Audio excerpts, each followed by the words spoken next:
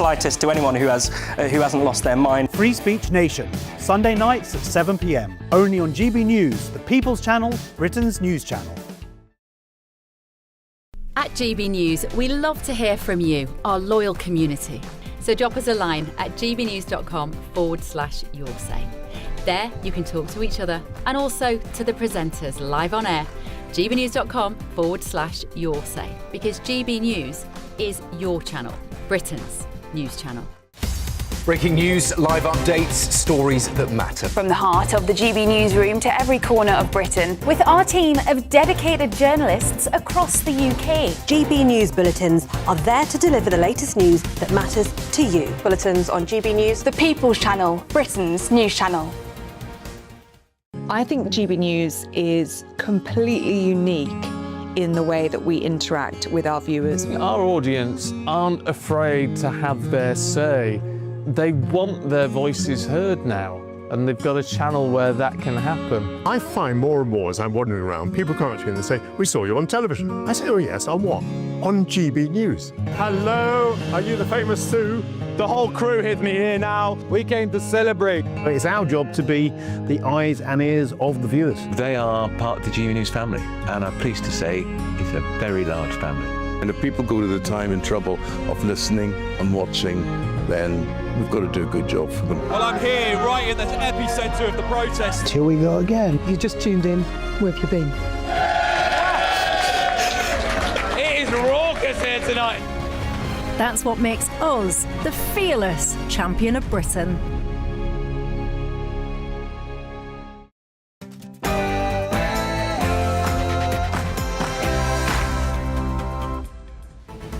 Good afternoon, Britain. It's 12 o'clock on Friday, the 31st of July. I'm Tom Harwood. And I'm Nana Akua. Now, Europe faces an unprecedented migration emergency as nearly 50,000 people storm Spain's border enclave in Ceuta in just 24 hours. At least 18 are dead, and the army has been deployed, and Italy is threatening to suspend free movement with Spain. And in this country, firefighters are battling a fast-moving Suffolk wildfire for a third day, warning the blaze remains dynamic and unpredictable. Andy Burnham promises the biggest transfer of power from Westminster in generations, giving English mayors a share of income tax and business rates for the first time. Elsewhere in GB News exclusive reporting, phone snatching is falling across London. But why are the vigilantes taking matters into their own hands to catch the criminals? Pickpocket! Pickpocket! Pickpocket! Get out of here! Get out! Come here! Most luxurious expedition yacht sails into London for the first time today, complete with 2 helicopters, its own submarine and a butler for every suite. Well, Godley is aboard the 6-star vessel in Greenwich. Who knew it was this windy on the Thames? Yes, we are sailing right into the heart of London. We'll be going past some of the most iconic London landmarks. We'll be bringing them to you live on GB News from the world's most luxurious discovery yacht, the first time this boat has ever been down the Thames.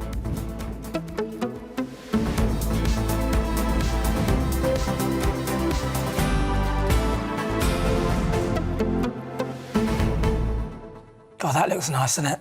I remember one time I was in St Catherine's Dock and there was this yacht on there, huge, like a beautiful yacht, and it was called Determination, and I said, that's mine. I haven't got it yet. Did you show determination? You didn't show enough determination to get it. No, I'm going to carry on. I'm not finished yet. I'm not done. No, of course. Only a third through. Yeah, no, there you go.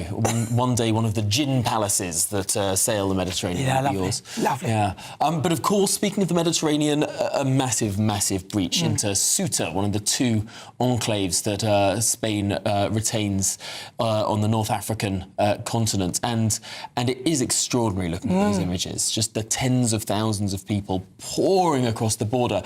And it is clear why this is happening now. The signals that Pedro Sanchez in Spain has sent out over the last 6 months, the amnesty of up to 1 million illegal migrants, and then the Supreme Court decision, which said that anyone arriving by sea cannot be deported. Well, it's sort of almost like a sort of Angela Merkel moment, where he's gone and done that. He should have learned from that, that if you open your arms like that, it doesn't really go that well. And it is terrible. Germany has suffered as a result of a lot of that. The whole of Europe suffered because lots of people thought that they would come through and get amnesty instantly. And now, of course, I remember when Suella Braverman called it an invasion. A lot of people say, oh, how could you? How could you? Well, what would you call that? Well, we're going to be discussing that and so much more throughout the programme. gbnews.com/your say is the way as ever to get involved. But of course, we're going to get to all of that and more after your latest news headlines with Tatiana.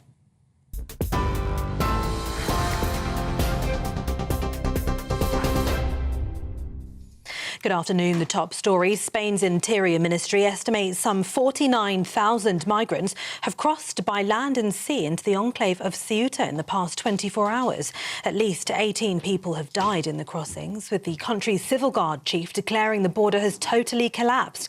It's also been reported that disorder has spread to Melilla, another Spanish enclave further down the coast. Footage circulating online appears to show migrants rioting and setting fires near the border. The Southport triple killer has been charged over attacks on prison officers while he was being held at Belmarsh. The 19-year-old was charged on Tuesday over the 3 separate alleged attacks in 2025, the Met Police says. He was jailed for a minimum of 52 years for the murders of 3 young girls and attempted murders of 8 other children. He will appear in court via video link in September. Fire crews battling a large wildfire near Britain's biggest nuclear power station say the blaze is stabilising as efforts to end the fire enter their 3rd day. Suffolk Fire and Rescue Service said late last night they were in a better position, but warned the blaze near Sizewell B was still a dynamic incident. Crews and officers remained at Dunwich Heath overnight, with so-called trigger points for fire identified and mapped. Breaking this hour, construction of a new Chinese super embassy in London can go ahead after a High Court challenge against a decision to grant planning permission was dismissed. The Royal Mint Court Residents Association brought legal action against the Ministry of Housing, Communities and Local Government and the London Borough of Tower Hamlets. It said the presence of the embassy could lead to terrorist attacks or the repression of protests while being used to enforce draconian Chinese laws in the UK and to target dissidents. The government and the council defended the claim, but 2 judges dismissed the challenge following a hearing at the High Court earlier this month. English mayors will be allowed to keep a share of the taxes collected in their area, the Prime Minister has announced. Andy Burnham said by letting mayors keep a slice of income tax and business rates, he'll make good on his pledge to take power out of Westminster and carry it into every postcode in the country. Details of the reforms are expected to be announced when Chancellor John Healey presents his first budget in the autumn. The rate of income tax which bill payers face will not change as a direct result of the reforms, according to the government. US President Donald Trump says the Board of Peace has reached an agreement for the complete disarmament of Hamas and other terror groups in Gaza. The president has described the deal as historic. Israel hasn't commented on the plans. The Director General of the Board of Peace said the agreement has taken months of very difficult negotiations, emphasising that implementation and verification of the deal have to be real. A renowned climber who served in the British military for 16 years is among 10 people missing after an avalanche struck one of the world's highest mountains. Nirmal Purja, who was born in Nepal and served in the British Army and Royal Marines, was leading an expedition on the world's 12th highest peak when the avalanche struck around midday yesterday. The Alpine Club of Pakistan said there'd been no contact with any of the climbers since the avalanche. Mr. Purja rose to prominence in 2019 when he climbed all 14 of the world's mountains with a peak above 8,000 metres in 189 days, smashing the previous record for accomplishing the feat by more than 7 years. And the senior advisor to FIFA President Gianni Infantino has resigned with immediate effect in protest at proposals to sell a stake in the World Cup, calling the plan a bad deal for football. FIFA insists that nobody is selling football amid criticism of its decision to launch a consultation on the proposal, insisting it will continue despite severe backlash. UEFA's 55 member associations said they would not participate in any FIFA tournament until the plan was withdrawn. In a statement released this morning, FIFA said they respect the feedback and reaffirmed their commitment to an open and democratic consultation. Those are the latest headlines. Here's the finance. taking the ups and downs in our stride. Stilts Home Lifts sponsors the GB News Finance Report. The pound will buy you $1.35 and €1.17. The price of gold, £3,020 per ounce, and the FTSE 100, 10,968 points. GB News Finance Report, brought to you by Stilts Home Lifts.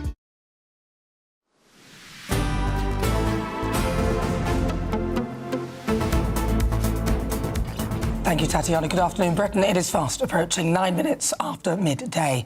Now, Spain has deployed their military after almost 50,000 migrants stormed across from Morocco into its northern African enclave of Ceuta, overwhelming border forces and leaving at least 18 people dead. Well, many swarmed around the coastal barriers while others poured through the land border, with the country's civil guard chief declaring that the border has totally collapsed. Well, let's now speak with GB News' Home and Security Editor, Mark White, to give us the latest. Mark, what can you tell us? Well, I think that is a correct assessment, that the land border between Morocco and Ceuta has been very significantly breached to the point of total collapse. Many hundreds have been spilling over the border this morning. We can show you images actually from about an hour ago where hundreds of those illegal immigrants were running up to the border fence and were basically just going up to the border fence, the wall there, and breaching right through one of the central gates there, others clambering up the wall itself. And there's lots of other images we've seen where they're breaching this border fence, this border wall at multiple points. Now, this is a change in tactics from yesterday, because yesterday, of course, we saw the situation where they were coming in via the sea, swimming in, and also, I should just say that image there is of a Moroccan border guard member opening the gate and allowing these migrants through. So if anybody was ever in any doubt as to the coordinated nature of what is happening here, those images show that in its most stark terms. Incidentally, the Spanish Prime Minister Pedro Sanchez speaking at a news conference just now, thanking the Moroccans. Well, I'm not sure you'll be thanking some of those border guards. We've other images with the border guards as well, just ushering people right up onto pathways to get towards, and we're looking at that now, to get towards the border fence. You see there's one or two border guards there, and they're just allowing the people to pass on these pathways up to the main group of migrants further up there, with a view to getting towards the border fences. So there's no doubt this is a coordinated effort to push many hundreds, many thousands of illegal immigrants over the border into the European Union, being assisted by border guards from Morocco, but being coordinated without a doubt by those criminal people smuggling gangs. And Pedro Sanchez, as he gave that news conference, he's still giving it actually, he arrived for that news conference to jeers and whistles from the local people in Ceuta, clearly very concerned and fed up because they are seeing the consequences of these thousands of people spilling over the border. I think we can show you some images of looting in Ceuta that has taken place today. Lots of shops and properties that have been attacked by illegal immigrants. Here, just a couple of Guardia Civil police cars that are pulled up to try and deal with the dozens of migrants that spilled out of this particular shop here, and that scene is being replicated throughout Ceuta. Overnight, there were properties that were broken into, items stolen, but people squatting now in those properties as well. So a very concerning situation. And it's not just, we should say, in Ceuta, that other Spanish enclave, which is about 200 miles further down the Moroccan coast,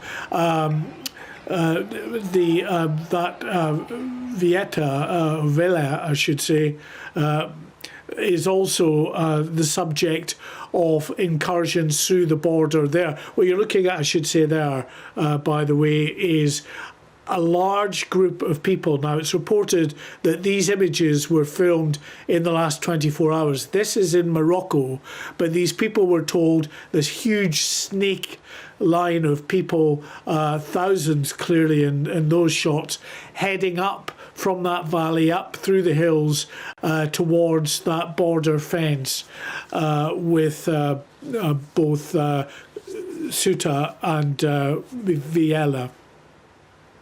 Well, Mark White, thank you very much indeed for that. And those images continue to look just extraordinary. We'll be back with you, of course, later in the programme. All right, well, joining us now is freelance writer Jack Davey. Jack, you've seen that. So, in your view, just explain what has happened, where these people have come from, why, where they've gone to now, and what happens to them when they're here. Well, since yesterday we've seen thousands and thousands, up to 50,000 Moroccans and Algerians effectively breach the border at Ceuta, which is a Spanish enclave in the North African coast. And this new bout has really started after, on the 8th of July, a Spanish court said that you couldn't immediately deport those who had swam across the border rather than climb the border fence. And since then, there's been a period of good weather, and large groups have started to cross the border and not be deported, and that led to almost a snowball effect of larger and larger groups going until we see the disorder we've seen in the last 48 hours. And in addition to that, the Moroccan border control at a certain point stopped guarding the Moroccan side of the border. And there have also been reports of minibuses and trucks full of young Moroccan men being ferried towards the border to break into Ceuta. And now, the thing, although Ceuta is technically in Schengen, there's no place for these people to go. They're not going to be allowed on the ferries to mainland Spain and Europe. So you just have tens of thousands of young men who are just milling around the city. They're not being offered food or water by locals. And some are going back now, but it's a scene of complete chaos. Yeah, yes, to be clear on that sort of free movement element, Ceuta is technically in Schengen, but there are border checks. In order to leave it, you do still have to have your passport checked, despite it technically counting in the border-free area. It's quite a confusing halfway house. Yes, it is quite a confusing situation, but these people won't be allowed on the ferry. Whether they could even pay for a ticket is by the by, but there are checks. There'll be aggressive checks on trucks and I assume other traffic going onto the ferry. But these people, the vast majority of these people aren't going to Spain. Indeed, the last time this happened in 2021, the vast majority of people were deported straight back to Morocco. But there has to be a deal made between Spain and Morocco in order for that to happen. Yes, in 2021, it was directly related to the Spain sheltering a leader of a militant group called the Polisario Front, who are part of the conflict in Western Sahara. And the Morocco basically encouraged people to storm the border back then. And then when Spain supported Morocco in a territorial dispute, Morocco agreed to have its people back. So will they do that again? I mean, because obviously you've got the ECHR, presumably that is within the sort of remit of all of this, so these people could potentially use the ECHR if there is a way of them doing that? Yes, last time it happened, the Spanish were pretty effective at getting the people removed. But especially when it comes to minors and people who say they are children, it is much harder to deport those people. And that's the main real question. But it will have to be a political deal with Morocco at this point. The conspiratorially minded amongst us might think, hang on, we've just seen videos of Moroccan border guards step aside from those doors, allow the flood of people through. And then you tell us years ago that actually this was very advantageous to Morocco. They were able to win political concessions from Spain in order to accept their people back. There might be some people listening to this thinking, hang on, is Morocco trying to use these people, these migrants, for a bit of geopolitical advantage? There are conflicting theories on this. On the one hand, this happened yesterday on Morocco's National Day, Throne Day for the monarch. So having the headlines be people trying to escape Morocco, one of the people shouted, "Long live Spain," when they reached into Spanish territory. Another went up to a civil guard and said, "I want to be Spanish like you." And then, so it doesn't make sense that on the National Day you'd have such shocking images from Morocco, but it goes without question that there must have been some part of the Moroccan state apparatus must have coordinated to allow this to happen. And yeah, that goes without saying. But also, there are just so many numbers, it's inconceivable to think that, and the Civil Guard is saying this on the ground, that there wasn't some form of organised element to this. The leader of Spain's left, or the most popular politician on Spain's left, a man called Gabriel Rufián, he alleges it's an American-Israeli conspiracy because of Spain's outspoken support of the Palestinian people. And so that's where Spain's left is really taking that idea on. Well, that's bonkers. The Minister for Transport basically encouraged his followers on Twitter to agree with that idea, that it was an American-Israeli conspiracy to put pressure on the left-wing government. That's the serving Minister of Transport in Pedro Sanchez's government? Yes, Oscar Puente. Yes. Yeah. My goodness. All right, well, I mean, to me it looks like some sort of invasion. Well, so how effective will they be in sending these people back? Is it likely they're going to be able to get rid of them? I mean, they're saying 250 people are leaving per minute at the moment because they're not being offered food and water by the locals in Ceuta, and all the supermarkets are closed. Obviously, no one's out on the streets. And again, there's nothing to do. There's nowhere really to go. But there's so many people. Last time it took about 10 days to get rid of 7,000 people. But we've got multiples of that on the ground now. And the perimeter's still not been closed. And people are leaving, but it's still anarchy on the frontier. So it's fair to say this is the largest border breach that this enclave has seen in modern times? In modern times. The closest parallel to this was in 1975, when Franco was dying, the Moroccans got 350,000 people to march into Western Sahara to claim the territory.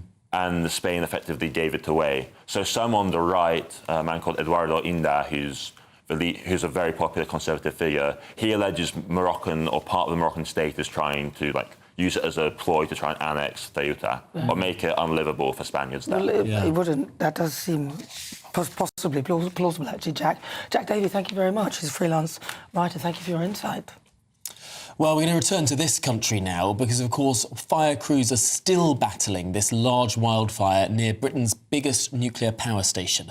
Well, they've said that the blaze is stabilising as these efforts enter their third day.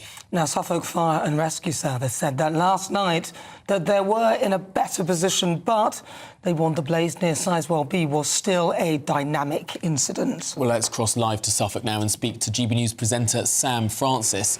Sam, you've been there now 2 days. How's it looking? Yeah, good afternoon to you both. I may just have to move out of the way, in fact, as one of these police cordons is briefly being lifted behind me to let some residents through who live close by. Police and fire services slowly letting people return back home. Let me just move out of the way and the camera can remain on this cordon that you can see here. Just about a mile up the road behind me is where the fire, the front line of this blaze that has been burning now for some 3 days plus, has been burning ferociously, burning through some 150 hectares of land. And just to give you a sense of the scale, that is roughly the equivalent of 210 football pitches. So a significant amount of damage to what is really protected coastal heathland. And the National Trust today suggesting that it could take up to 25 years for the land to recover. And they say that it is a scene of complete devastation. Earlier today, the Deputy Chief of the Fire Service here in Suffolk has been giving a statement, and he said that although they are predicting stabilisation of the blaze in recent hours, it could still burn for another 36 hours, and it is far from over. I think we could just have a brief listen to what he had to say earlier today. Significantly better pitch than it was yesterday, although it does remain a dynamic and complex fire. Complex due to the dry conditions, and the access is really challenging for our firefighters. We've been well supported though by the community, and here behind me is the rest centre that's been a fantastic collegiate spirit. People haven't had to spend the night here because they've been put up in residents' homes in the local community. Fantastic to see. And that support's extended to the fireground where we've got heavy plant machinery helping us fight this fire. It's dusty, it's hot, they're wearing heavy PPE and they're in arduous conditions for hours on end. So I would really like to pay my thanks to every firefighter that's worked hard on this incident. Well, one important update to bring you this afternoon is that an investigation has now been launched into just how this blaze first started at RSP Minsmere. That is the National Reserve, the nature reserve nearby here, where they believe the blaze began before it spread across the heathland. There are, though, still more than 100 people evacuated from their homes in the local area and 200 people caravanners who were evacuated from a holiday park nearby. We can just show you some pictures that we managed to get earlier this afternoon of the scenes at that holiday park, where tents, caravans and belongings were left abandoned. Around 200, as I say, evacuated under emergency conditions, having to leave in the middle of the night to get out as soon as possible, with the fire creeping very, very close, authorities say. We did manage to speak to a couple of staff members at the Cliff House Holiday Park earlier today who had just been permitted to return to the holiday park after the fire service had withdrawn evacuation notice, but no holidaymakers returning. And this is also part of a wider picture across the nation now, with firefighters in Colchester also battling a blaze at a grassland there in the city, which is another sign that this is a picture that is becoming all too familiar. The UK's National Fire Chief saying that this is likely to be the new normal. Sam Francis, thank you very much. I mean, they're perfectly natural phenomena. It just depends on how they started. I don't think we've got our own batch of arsonists just yet, like Portugal, but yeah, it's a bit concerning, really, isn't it? Yeah, hugely concerning. And of course, it comes in the wake of a massive drought that the country is still suffering under. But this is Good Afternoon Britain on GB News. Lots more still coming up. Very gruesome story. A funeral director sentencing Robert Bush. We'll find out his time for his jail sentence after 67 offences carried out at his funeral firm in Hull. We'll bring you the latest, but after the break. Andy Burnham promises the biggest transfer of power from Westminster in generations, giving English mayors a share of income tax and business rates for the first time. Well, all of that and much more to come. You're with the GB News, Britain's #1 news channel. Exciting news. Every Friday, my Patrick Christie's Tonight Show is going to have a twist to it. We're welcoming some special guests. You. That's right, on Fridays I'm going to be doing my show in front of a live studio audience, because this show is about you and what you have to say. It's going to be the same big debates, same big topics, same big opinions, but every Friday night at 9 p.m. you are invited to come on down to Patrick Christie's Tonight to be a part of the action. Only on GB News, the People's Channel, Britain's news channel. 5 hosts, 5 opinions, 5 fearless debates, 5 unfiltered takes on the day's news. 5 reasons not to be anywhere else on Saturday night. This is the Saturday 5. You got me good there. Britain's biggest Saturday night TV show. It's not a bad brand. Yeah. Uncensored. Very, very racy tonight on the unpredictable. What did she say? Can you translate it for us? And always entertaining. And how can a country go from being led by William Wallace Saturday nights from 6 p.m. only on GB News. The People's Channel. Britain's news channel. You're going to want to stay tuned, trust me. Welcome to Free Speech Nation with me, Josh Harwood. This is the show where each week we see what's happening in the world of culture, current affairs and politics. First we'll say, welcome to the UK. Oh, thank you. And we're not afraid to use our free speech so that you can use yours. It's not controversial in the slightest to anyone who hasn't lost their mind. Free Speech Nation, Sunday nights at 7 p.m. Only on GB News, the People's Channel, Britain's news channel. As soon as it hits 11 and the headlines come in, The Late Edition brings you the breaking news from all the front pages. because the news is going to happen. So get a head start today. Patrick Christie's Tonight, Late Edition. Alex Armstrong Tonight, Late Edition. From 11 o'clock every night. Only on GB News, the People's Channel, Britain's news channel. You want to know what's really going on in the corridors of power? Labour don't know what to do with you half the time, and that makes you quite lethal in the chamber. Get behind the headlines with Chopper's Political Podcast. Join me, Christopher Hope, as I sit down with the great and the good of British politics. We'll see where this ruling takes us. These are the stories shaping our nation. Chopper's Political Podcast, available now on all platforms. Listen in and stay ahead. at GB News, we made a promise to tell your stories. And on the 6th of August, we're marking 5 years of doing exactly that. Celebrate with us by having your say. Join in the debates live on TV and radio. And meeting your favourite presenters across the country, from Leeds to Aberdeen, from Belfast to Barry Island. Plus, join me in Essex for our biggest live show of the year. Scan the QR code or visit gbnews.com/celebrate. Terms and conditions apply.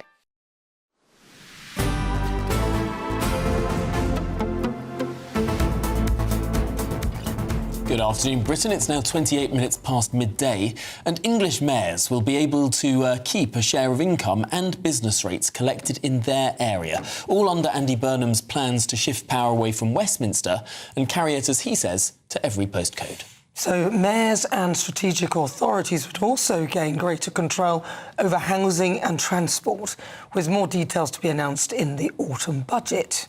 So, will giving regions more control drive growth, or could it create a postcode lottery? Could it perhaps do both? Well, GB News political correspondent Olivia Utley joins us now.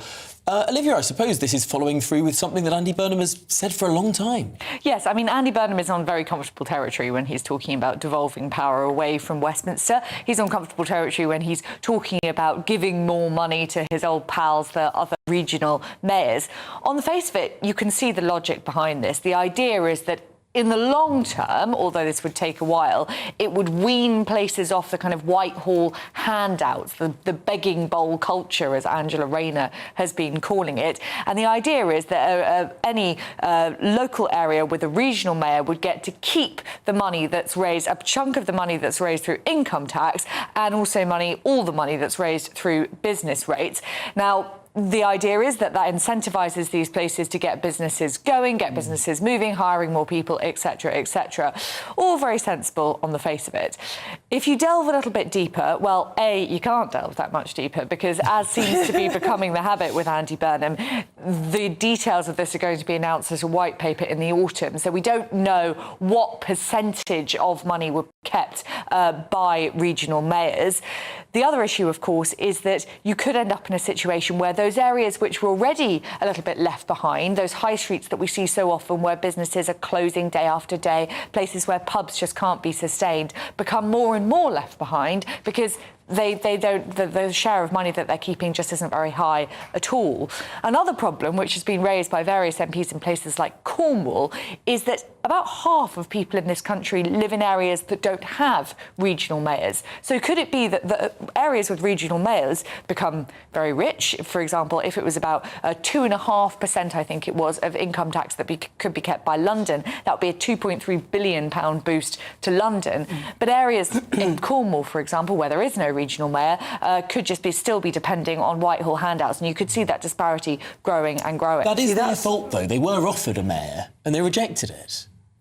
They did reject a mayor. I mean, it'll be interesting because obviously this would be a big change, and at the moment regional mayors, some people believe that they're sort of simply symbolic and they don't actually do very much, they don't have very many powers, and that in some part is why some areas rejected having a regional mayor at all. Obviously, if they were then given a lot more powers and able to keep a lot more money, perhaps those areas should get another say on whether or not they have a regional mayor or not. So the regional and metro mayors, they are the same thing, are they? Or they're different? They're the same thing, depending on whether it's a city or an area. And what about the local authority mayors? Are they part of this or not? No, so it's the regional mayors in larger areas, like Manchester Mayor, London Mayor, Hull, etc., rather than those kind of Lewisham mayors in the smaller districts of London.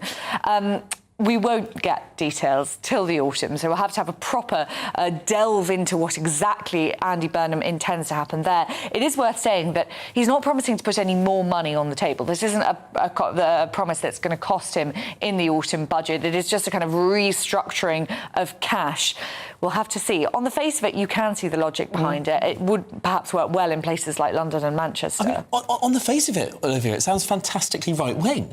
I mean, if you are the kind of local local authority that says, no, we don't want an Amazon warehouse here, or we're going to reject this industry, or we say no, I don't know, fossil fuel development here or whatever, and you say no to the growth and no to the jobs, well, you get less money. I mean, currently we're in this mad situation where we pool everything in the centre, like 95% of tax is pooled in the centre, and so whether or not your local area says yes or no to development and jobs and growth and whether you allow a licence for a new pub or you're incredibly restrictive, like West Oxfordshire District Council, to name but one. I mean, ultimately, this will be an incentive for these areas to actually allow commerce and allow business and allow growth. Well, that's certainly what Andy Burnham is intending. I thought you might say that, Tom, that it does look pretty right-wing on the face of it. Let's see when we get a little bit more detail. And I think there could be this problem with some areas not even having a regional mayor, so not even getting the option to do that. The Conservatives have hit back against it. Let's see. Well, I'm not convinced at all. I think it sounds a bit complicated, and I think a lot of people were wondering how on earth it's going to work. I think it'll probably be quite costly as well to set it all up. All right, thank you very much. GBNews' political correspondent Olivia Atley. Thank you. Well, this is Good Afternoon Britain on GB News. Lots more still to come on today's programme, but first, let's get a quick update on those latest news headlines.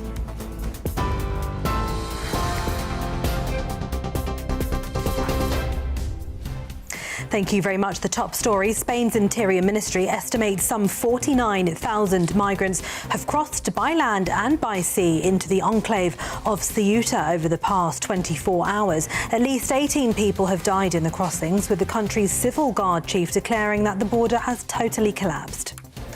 Southport triple killer Axel Rudakabana has been charged over attacks on prison officers while he was being held at Belmarsh. The 19-year-old was charged on Tuesday over the 3 separate alleged attacks last year. The Met Police has said he is currently at Broadmoor Psychiatric Hospital. Fire crews battling a large wildfire near Britain's biggest nuclear power station have said the blaze is stabilising as efforts to end the blaze in Suffolk enter their 3rd day.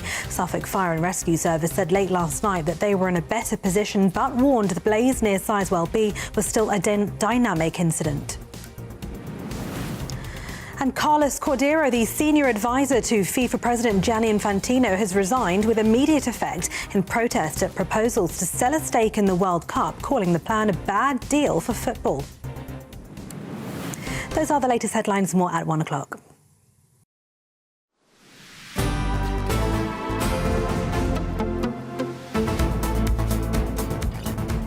Good afternoon, Britain. It's now 35 minutes past midday. Now, the Prime Minister has responded to the crisis unfolding on the Spanish border. Let's see if we can take a listen. And I know people will see those scenes and want something to be done, more to be done. What I have done is firstly keep the current Home Secretary in place, because the plan she has implemented has started to make a difference. Although this is the peak period of the year for crossings, overall the number of crossings is down, the number of removals of people is up. So there is progress, but we both recognise that we need to do more.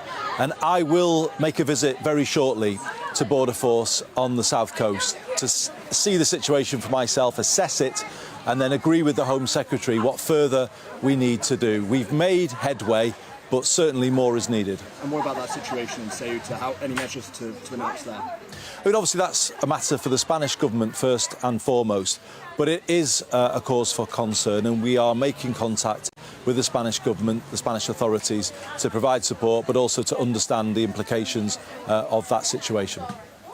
Ding, ding. There we have it. Day 12. Took him 12 days to actually mention the migrant crisis, and he had to because of what happened in Spain.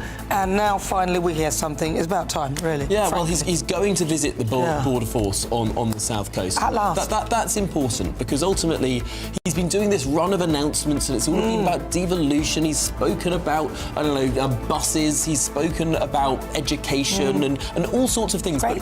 But it is strange that it's taken this long for him to commit to actually seeing the border. Well, he had to. I mean, he had do you think that education? He would have done it otherwise. Look, education and buses are important, but looking at where people rank issues.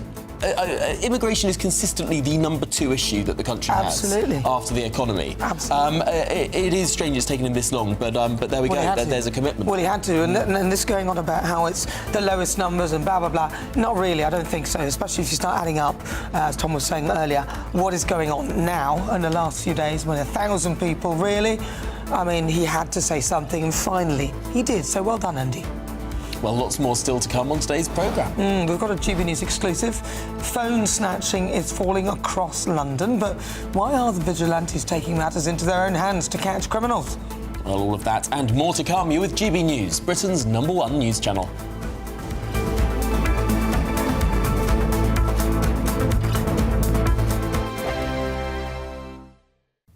Hello, a very good day to you. I'm here with your GB News weather update from the Met Office. There's definitely a fresher feel to things out there for many of us, with some showers in the north, but further south where it's been so very dry this month, it's staying dry for a little while yet, with high pressure extending its way in from the southwest. Lots of sunshine then across central southern parts of England and Wales this afternoon. Cloudier further north, and there will be some outbreaks of showery rain, particularly across Scotland, but also Northern Ireland, some parts of northern England too. Some of the bursts of rain could be a little bit of on the heavy side, but there will be some dry weather around. A fresher feel across northern parts. Further south, it is still warm, but temperatures are down a fair few degrees compared to earlier on this week. More fine weather to come through this evening across much of England and Wales. Lots of late sunshine to look forward to. Just a bit more cloud across northern parts of Wales and northern parts of England, with a few outbreaks of rain. Still more cloud across Northern Ireland and much of Scotland, and still some further showery bursts of rain here. And similar as during the daytime, some of them could be a little bit on the heavy side, so do watch out for those. Through the night, we are going to see some of the showers easing, clearing away a little bit. They're going to become a bit more confined to just western parts of Scotland, but a few showers are possible in more eastern parts and across parts of Northern Ireland, Northern England and parts of Wales. Further south, apart from 1 or 2 showers affecting coastal areas of East Anglia, it should be a dry night, but not as warm as it has been recently. That being said, temperatures around London could still hold up in the mid-teens Celsius, but most places feeling a bit fresher than some recent nights. More showers to come across some parts of Scotland, perhaps northern England, and a few places towards the west of England and Wales through tomorrow, but there will be fewer showers than we've seen today across parts of Scotland in particular. Further south and southeast, lots of sunshine yet again, with temperatures similar to today. Thank you, Britain, for making GB News Radio such a huge success. Whether you're in the car, on the go, or listening at home, thank you for choosing us as your radio station.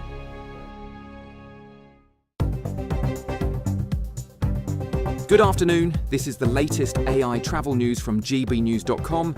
The A419 is closed after the A431 near Swindon. The A1M between junctions 3 and 4 is also closed. The M1 southbound lane is closed at junction 29A at between junctions 16 and 15A near Northampton. The A5 is closed after the A453. In Scotland, the A9 is restricted in both directions at Skyach Junction due to a collision. And on the trains, there is major disruption between Shrewsbury and Wolverhampton on Transport for Wales and West Midlands railway services. For more travel news, go to gbnews.com.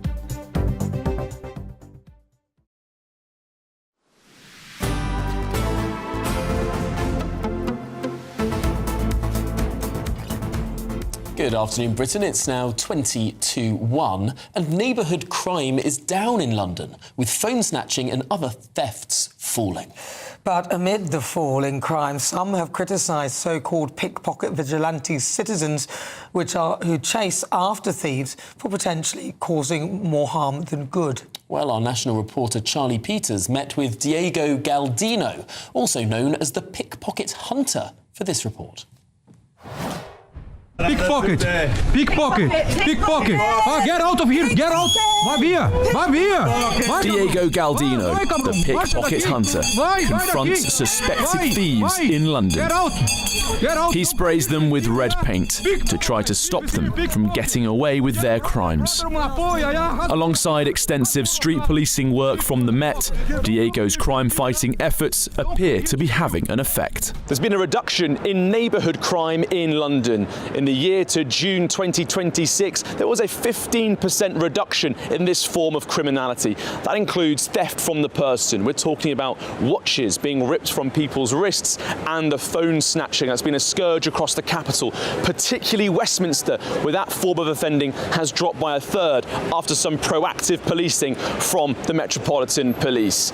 But vigilantes fighting against pickpocketing have also pointed to a stark rise in robbery from businesses, up 19.5%. And it's those vigilantes that have been criticised now by the Mayor of London, Sir Sadiq Khan, who says that often they can cause more harm than good.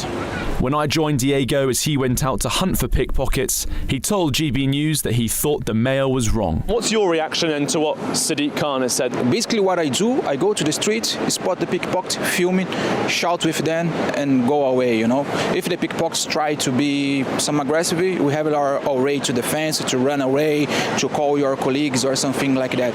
I think he's a little bit deluded. The pickpocket hunter has amassed millions of supporters on social media for his clips hunting down thieves. Critics have said that he lacks proper training for dealing with criminals and does not have access to police intelligence. But amid the reduction in pickpocketing, he says he wants to see more justice done. What I expect is like a little bit of justice. People like serve the justice, go to the jail, pay for the damage that they causing to the public in general. We are here every single day on the street. We are spotting like pickpockets, phone snatcher every single day. While theft is down, the pickpocket nemesis will stick to the streets. Don't come here to steal, yeah? Don't come here to steal people. Don't come here to steal from people. He insists that he causes far more good than harm. Charlie Peters, GB News, London.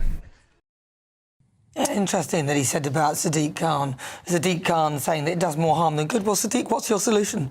It's all very well criticising from the sidelines. What are you going to do about it? Honestly, I think this chap is very, very good. He's great. He's great. He comes up on my social media feed fairly regularly, and I'm always keen to double tap, give that like to that particular going after those awful criminals. Let's speak now to our national reporter, Charlie Peters, because, Charlie, it is interesting, of course. I mean, whilst it is incredibly satisfying seeing criminals be sprayed with red paint, shouldn't the police be doing this? Well, that's the thing, Tom. They are. And the Metropolitan Police will point to the fact that neighbourhood crime has fallen by more than a third in Westminster alone in the year to June. Nearly 14,000 fewer offences in the previous year. They say that their largest ever operation against phone theft has led to the doubling of their patrols, particularly in the West End, which has meant that 13,000 fewer mobile phones have been stolen in London. So the Met absolutely central to reducing this issue. But we all know this has been a problem for many, many years. And that's why Diego Galdino, who moved to Britain full-time in 2019 from Brazil, he's of Italian descent, he was shocked to see what was going on in London and sort of picked up that vigilantism, some of which you've just seen in that report, that footage he shared exclusively with GB News of him chasing down those suspected thieves and spraying them with red paint. His actions are always going to be controversial because, as discussed, he doesn't have the training that the police has. He doesn't have access to their intelligence. But as you say, Tom, people are so grateful for what he's doing because he's a very visible presence in tackling pickpocketing, in confronting them directly. But of course, the work of the police is often quieter. We don't often see them posting social media footage like this, although they are getting much better at their social media game and showing when they are detaining convicted pickpockets. But here's the thing. That's what Diego is talking about. Justice, convicted pickpockets. A problem that he's noticing so regularly is that people he has been confronting for many years return, as he puts it, for the season. They come back to London in the summer when more tourists are here, when there are more people walking out and about, perhaps with less clothing, with their bags, their phones, their watches and their jewellery on display. And Diego says that many times he's seeing people come from abroad to Britain and to London in particular with the specific purpose of theft. Despite them being convicted, I mean, why can't we just issue visa bans on these people? That's a good question, Tom. I mean, In some of the details and information he shared with me, Diego has alleged that many of the thieves that he's encountering have been claiming asylum, a lot of them from many different countries coming to Britain and using that process to frustrate the authorities. So that's what Diego experiences. I'm not sure we have data from the police on that issue, but the Met will say, look, this has gone down by more than a third in Westminster alone. And Diego, his critics say, causes more harm than good. Diego says, I'm doing something that the public appreciates. All right, Charlie Peters, thank you very much. He's GB News' national reporter. And I enjoyed that report. Very good. Yeah. Very good indeed. Well, this is Good Afternoon Britain on GB News. Lots more still to come. Yeah, the funeral director sentencing Robert Bush will find out his jail time for 67 offences that he carried out at a funeral firm in Hull. We'll bring you the updates on that as and when we have it. But up next, the world's most luxurious expedition yacht sails into London for the first time today, complete with 2 helicopters, its own submarine and a butler for every suite. Well, we'll have that soon. This is Good Afternoon Britain on GB News, and indeed, do stay with us.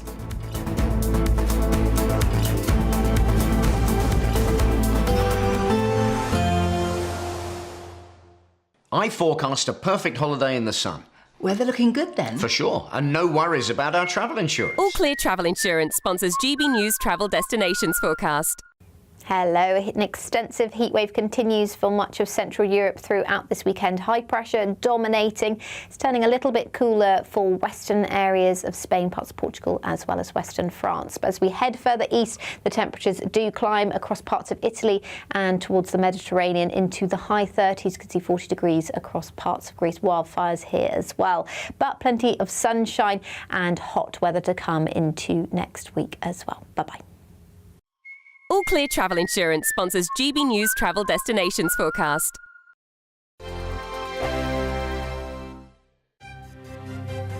GB News Breakfast, every day from 6 a.m. Should James Bond stay white and male? Yes, I think that's probably the best course of action. If you think about it, Amazon have taken over Bond about a year ago, and they're a big company, aren't they? And this is a risk, isn't it? They don't want to be seen to cast their first James Bond in anything other than the most popular Bond to everybody. So if you're a casting director, like Debbie McWilliams has said, the previous one, I suppose it'd be who would be the most popular? What's the safest thing to do? So I think, you know, in other iterations, you know, there's nothing to say he couldn't be anything other than white, but this is the first one back, so I think it will be the safe thing to do. And it has to be a man. That's non-negotiable. I think audiences would instantly be complaining, and they want as little controversy going into this new film as they can. The People's Channel. Martin Daubney. Weekdays from 3 p.m. With the football, a row has erupted. A racism row again, this time at a Kent secondary school after pupils' children were allegedly told to scrub painted England flags from their arms because, you've guessed it, they were deemed as racist. Is this the woke flag monitors simply spoiling everybody's fun? Now, look, if we are going to police flags, that's clearly a problem. I think there are lots of people who feel negatively towards the England flag because of what it's represented in the past, and that's a real shame. But it's nice to see that new generations, you know, I'm the son of immigrants, and I don't feel that. I haven't inherited that, and that's really positive. Look, so we should be able to, especially during a football match, fly that flag with pride and enjoy it. I know that part of the world a little bit. I travelled to Broadstairs, Thanet, Sandwich. You see the Union flag, and particularly the England flag, everywhere. Yes. Even under normal circumstances, you see the England flag being proudly flown. So this is completely insane. The People's Channel. This is GB News, Britain's news channel. There was a Ryanair flight from Thessaloniki in Greece, and a part of the plane hit the window and pulled it out. And so this man, a 61-year-old Serbian man, was sucked out of the window. And his wife, she says that she was desperately holding onto his legs to keep him inside the plane for 5 minutes. Wow. It was horrendous. Apparently the aircraft did eventually land normally and passengers were safe and a replacement airline was sent. he was taken to hospital with friction burns. It was a part of the propeller had come loose from the engine and it had hit the window, and that's what had taken the window out. So it wasn't as though it was thought to be loose in the first place. But can you imagine? No. I mean, I don't want to. Unbelievable. I'm not a good flyer, I have to admit. This terrifies me. GB News, the People's Channel.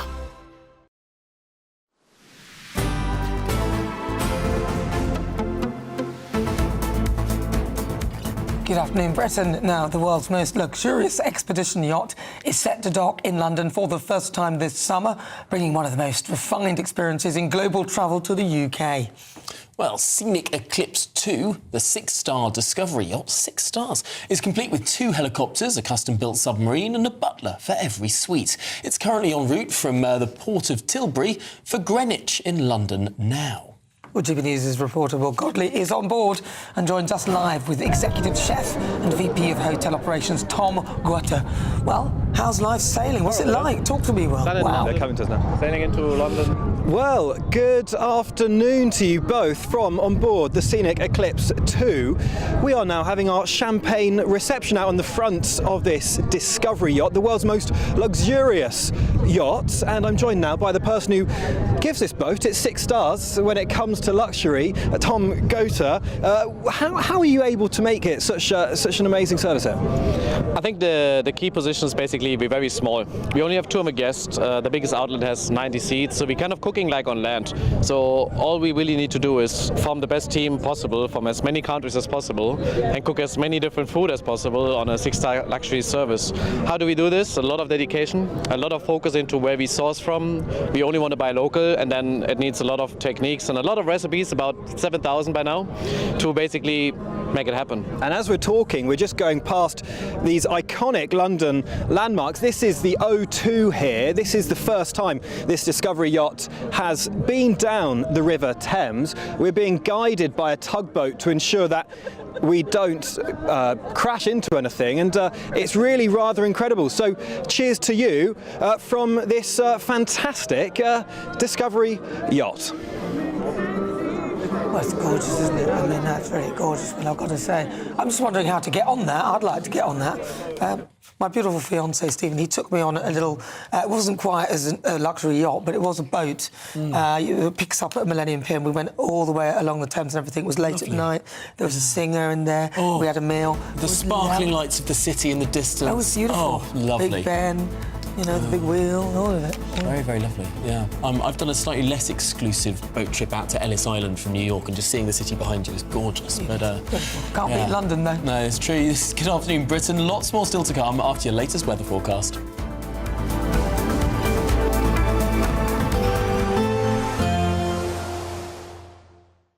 Expect warm spells with the odd rude interruption.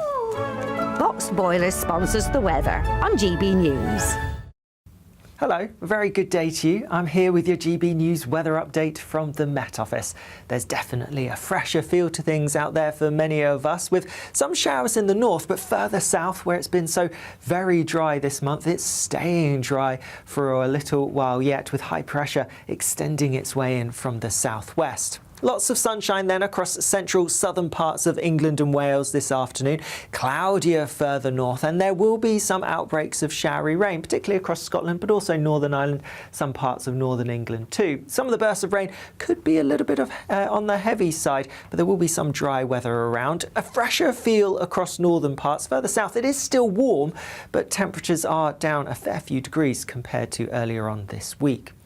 More fine weather to come through this evening across much of England and Wales. Lots of late sunshine to look forward to. Just a bit more cloud across northern parts of Wales and northern parts of England, with a few outbreaks of rain. Still more cloud across Northern Ireland and much of Scotland, and still some further showery bursts of rain here. And similar as during the daytime, some of them could be a little bit on the heavy side, so do watch out for those. Through the night, we are going to see some of the showers easing, clearing away a little bit. They're going to become a bit more confined to just just western parts of Scotland, but a few showers are possible in more eastern parts and across parts of Northern Ireland, Northern England and parts of Wales. Further south, apart from 1 or 2 showers affecting coastal areas of East Anglia, it should be a dry night, but not as warm as it has been recently. That being said, temperatures around London could still hold up in the mid-teens Celsius, but most places feeling a bit fresher than some recent nights.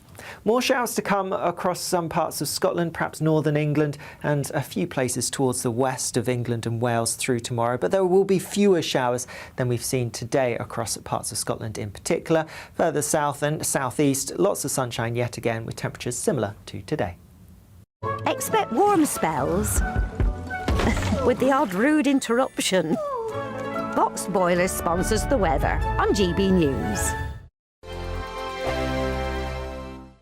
We're celebrating a golden summer with a terrific 2-part Great British giveaway. First, you could win a sensational £60,000 in tax-free cash. And that's not all, as you'll also win our most precious prize to date, a fine gold bar worth over £5,000. For a chance to win, text GOLD to 63225. One entry costs £2.50 plus one standard network rate message. Or text BONUS to 63225. 5 entries cost £5 plus one standard network rate message. Go to gbnews.com/win. Entry start at £2.50. Call 0903 686 3232. Calls cost £2.50 plus your network access charge. Or post your name and number to GB22 PO Box 8690 Derby DE1 9TT. UK only. Entrance must be 18 or over. Lines close at 4 p.m. on the 21st of August. This is a network giveaway. Entries will be pulled. Please check the closing time if listening or watching on demand. Good luck.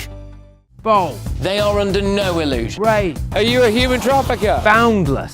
I've had enough of the nonsense, and I'm not afraid to say it. Don't get us on the BBC. Every weeknight, I tear through the headlines. The smell of gasoline. Should we be worried about it? From Westminster madness to cultural war chaos. What we're going to do now is they are throwing things out the car as we speak. Get ready, Britain. Here we go. Patrick Christie's tonight, weeknights from 9 p.m. only on GB News, Britain's news channel.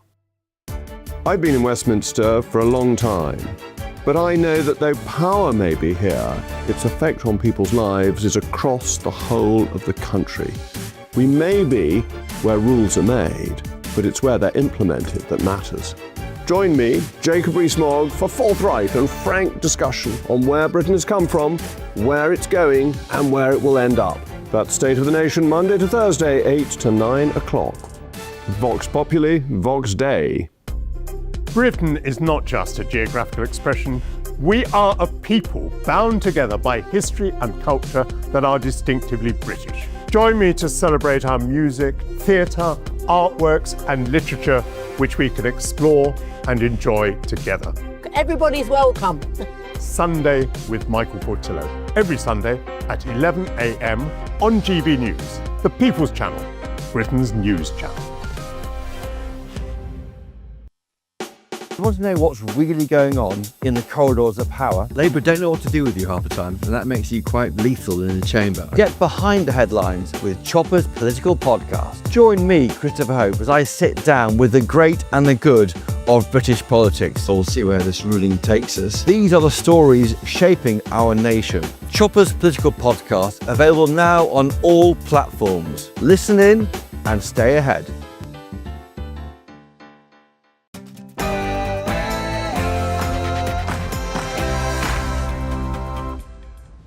Good afternoon, Britain. It is 1 o'clock on Friday, the 31st of July. I'm Nana Akua. And I'm Tom Harwood.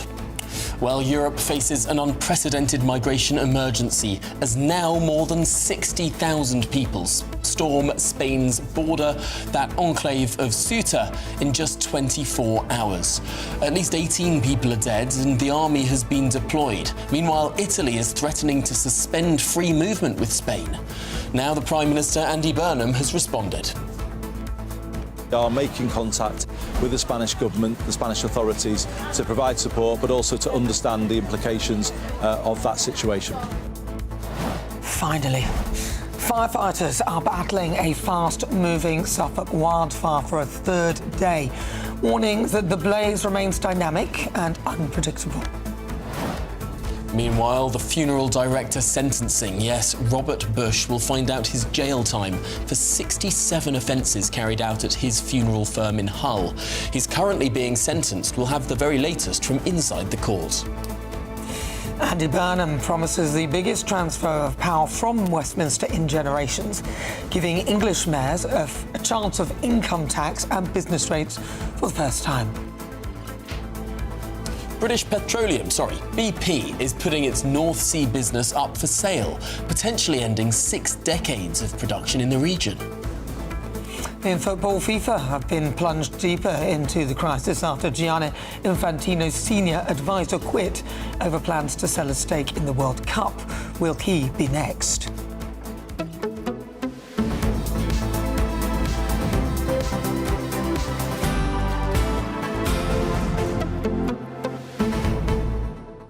Do you care much about this football business and whether they're going to sell some of it or do this or do that? I couldn't give two hoots. I know I'm completely out of step with the British public on this one because ultimately it's the FIFA World Cup. If they want to turn it into a company and let 20% of it be invested by private investors, why not? What's the problem? I mean, ultimately, FIFA still decides the rules. They retain 80% ownership of the thing. Billions of dollars get invested into it, so it can make it bigger, perhaps have greater access. But ultimately, what people are concerned about is that it will become more about making money and less about, quote-unquote, the fans. But what a shocker. That is football. My son has been trying to get me to buy... He always wants a different football top. And the other day he asked me to get this top that's black. It's an Emirates one. It is sort of like a limited edition or whatever. $84.95. I mean, the whole football thing is a complete rip-off from start to finish. It already is a rip-off. And actually, here's the counterintuitive thing about sort of marketising it. I know it's a scary word. But ultimately, how do you make money out of something like the World Cup? You get more eyeballs on the World Cup, right? Like, why is Jeff Bezos one of the richest people in the world? Not because he's hoarded lots of money and tried to keep things amongst his rich friends, but because he's created a good or a service or a service that provides goods for everyone, right? The way that you make lots of money is by providing things for people. So whether that's going to be more games so that more people can see these games, or whether it's going to be bigger contracts so that people can watch the games on television more easily, I mean, that's how they're going to make more money out of it. It will be providing greater access. It's already heavily commercialised anyway. I mean, we had the water breaks in between and heavy advertising during that. The whole thing was sponsored by different parties, so that's almost like a private entity in itself. That money goes somewhere. So I feel like it's already there anyway, and I reckon they should just get on with it. I don't care. Do you? Send us your thoughts, post your comments. I'm sure a lot of people will disagree with us on this one. Well, I'd love to hear what they think. GBNews.com/your say, or scan that QR code. But first, your latest news headlines with Tatiana Sanchez.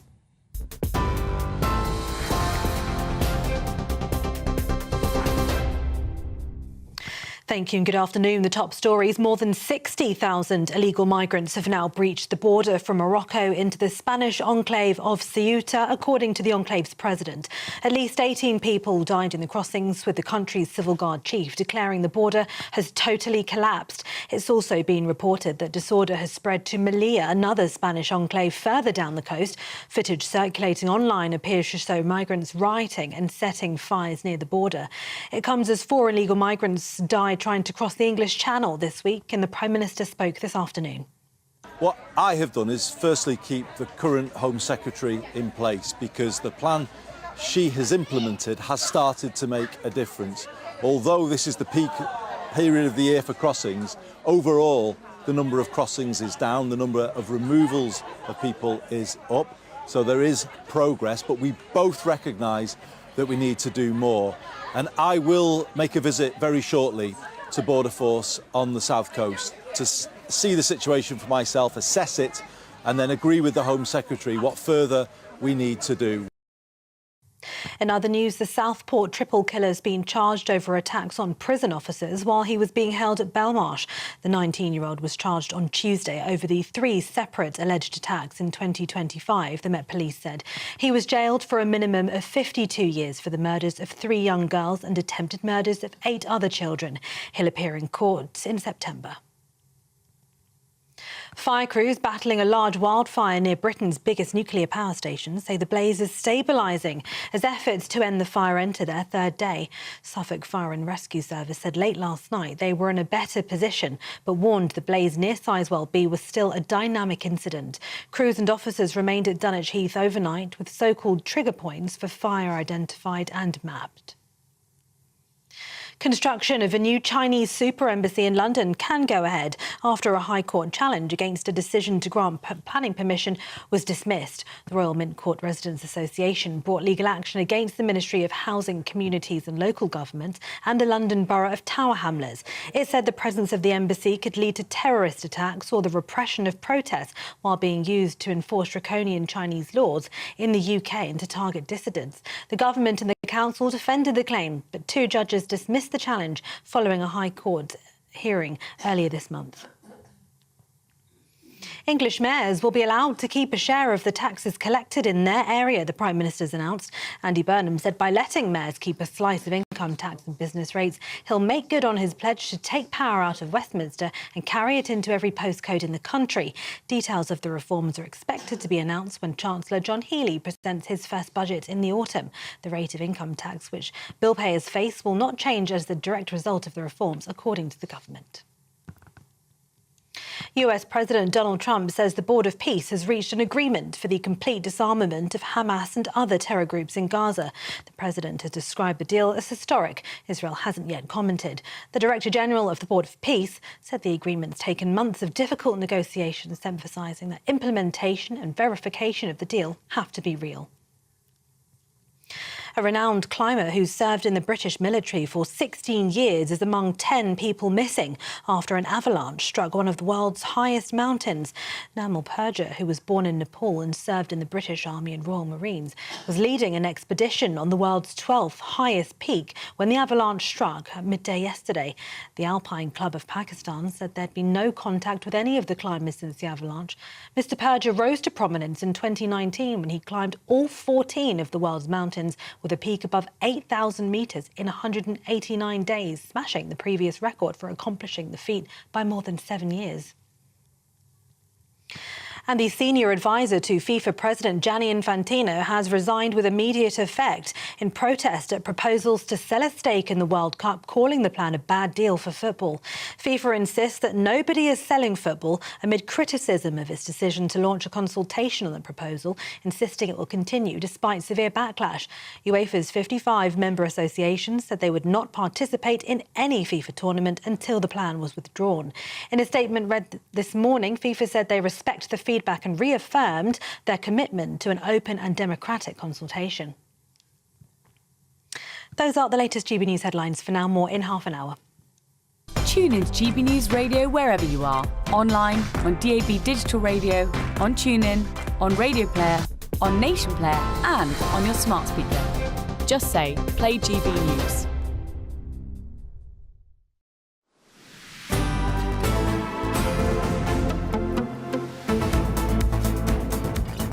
Thank you, Tatiana. Now, breaking news, a breaking update this hour. More than 60,000 illegal immigrants have now breached the border from Morocco into the Spanish enclave of Ceuta. That is according to the enclave's president. Well, the incident has overwhelmed the country's border forces and has left at least 18 people dead. Well, also breaking this hour, Gibraltar, which of course is just across the water from Ceuta, is reportedly operating with a heightened vigilance now amid Ceuta migrant crisis, as the officials, of course, admit deep concern. Prime Minister Andy Burnham did respond, saying that we are monitoring the situation very closely.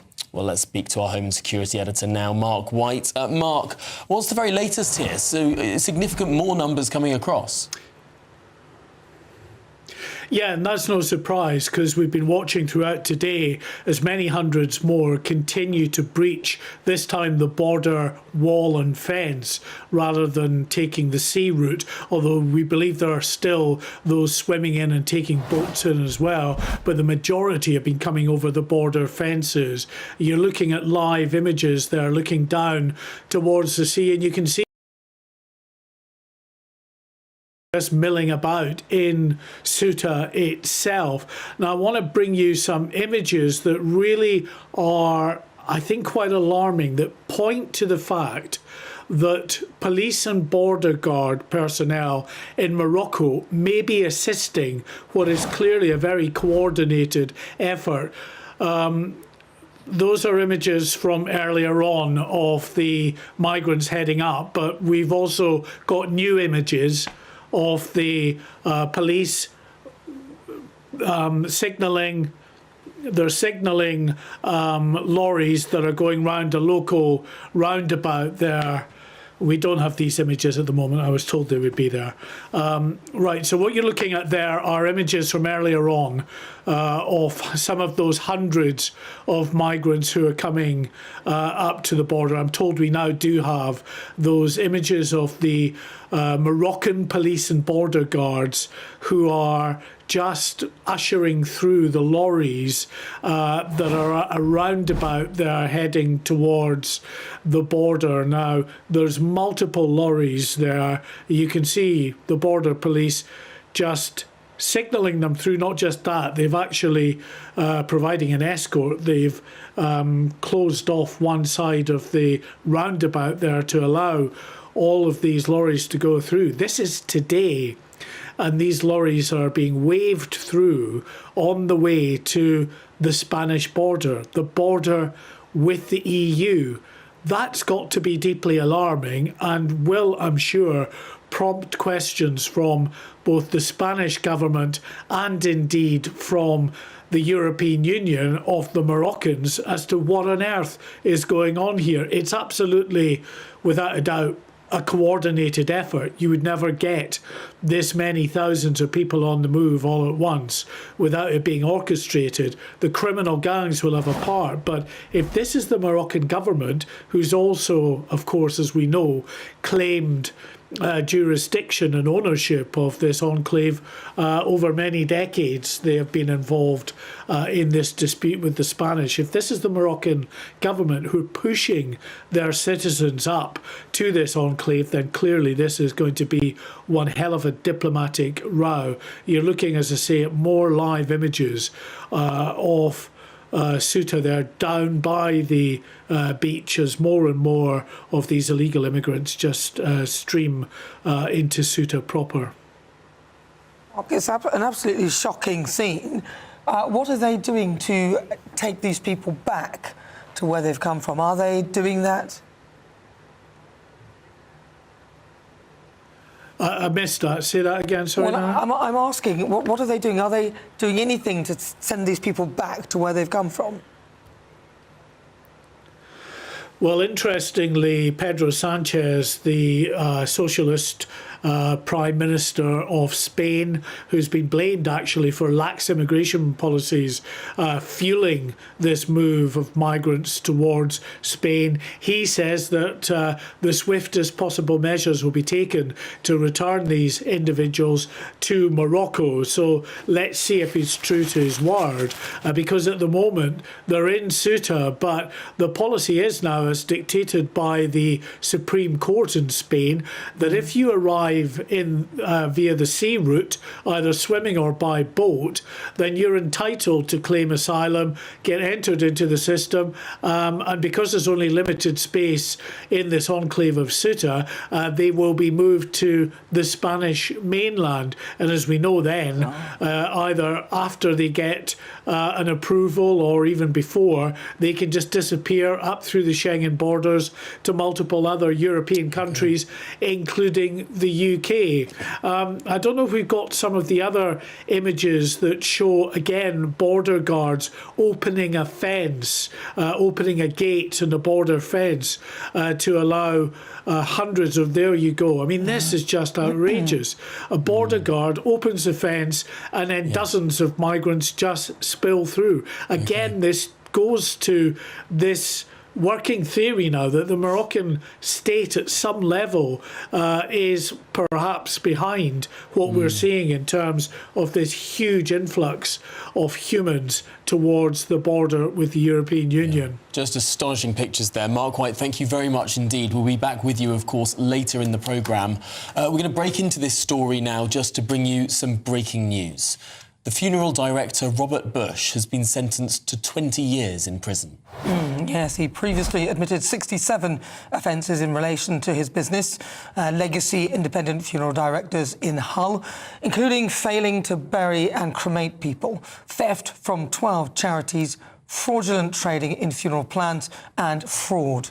Well, Mr Justice Hillard said, "I do not think I have ever known offences affect so many people and so many people so deeply." The judge added, "No sentence I pass can put right the harm that the defendants has done." We'll go live very shortly to Anna Riley, who can give us an update on what has been going on there. Yeah, just the most astonishing case, and clearly there'll be many families who have been so deeply affected by their loved ones who they thought they buried. Well, they thought they cremated, and they didn't because of this evil man. Well, I think 20 years, though, I mean, doesn't seem like enough. I'm concerned that he might, you know, his early prison release scheme, he might be one of those people that could get in there if that's still going on. So 20 years is really 10. If not potentially less, which seems like not long enough. It's not long enough, is it? Well, we'll be, of course, outside the court very shortly with our very own Anna Riley. But now let's return to the story of Ceuta. Now 60,000 illegal migrants pouring in to the Spanish enclave. Let's speak with the member of the European Parliament for the Vox Party in Spain, Herman Terch. Thanks indeed for joining us, Herman. This seems like we haven't seen anything on this scale in terms of numbers coming into a part of Spain, frankly, in modern history. That's true. It's an invasion. It's an invasion. We had some other attempts before, but this is a true invasion, and we'll see how it develops, because it's not at all clear what the intentions of the Moroccan authorities are, which have permitted this, obviously, and which are promoting it in several ways. So we will see what the intentions really are. They know that the Spanish government is enormously weak. They know that the borders of Spain have been open. They know the government itself has no credibility in Spain.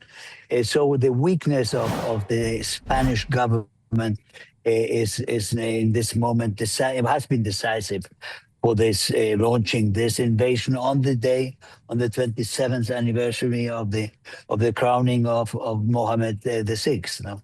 Yeah, it seems a bit convenient or coincidental that it should be on this particular day. Coincidental. Well, that's what I'm being sarcastic. I'm being sarcastic. If you're in charge, what would you be doing if this had happened on your watch? Well, I think first of all, we announced several years ago that this would happen. There was once, there were already 10,000 inside, then they were taken out. But it was one of this, let's say, they were proving how to do it.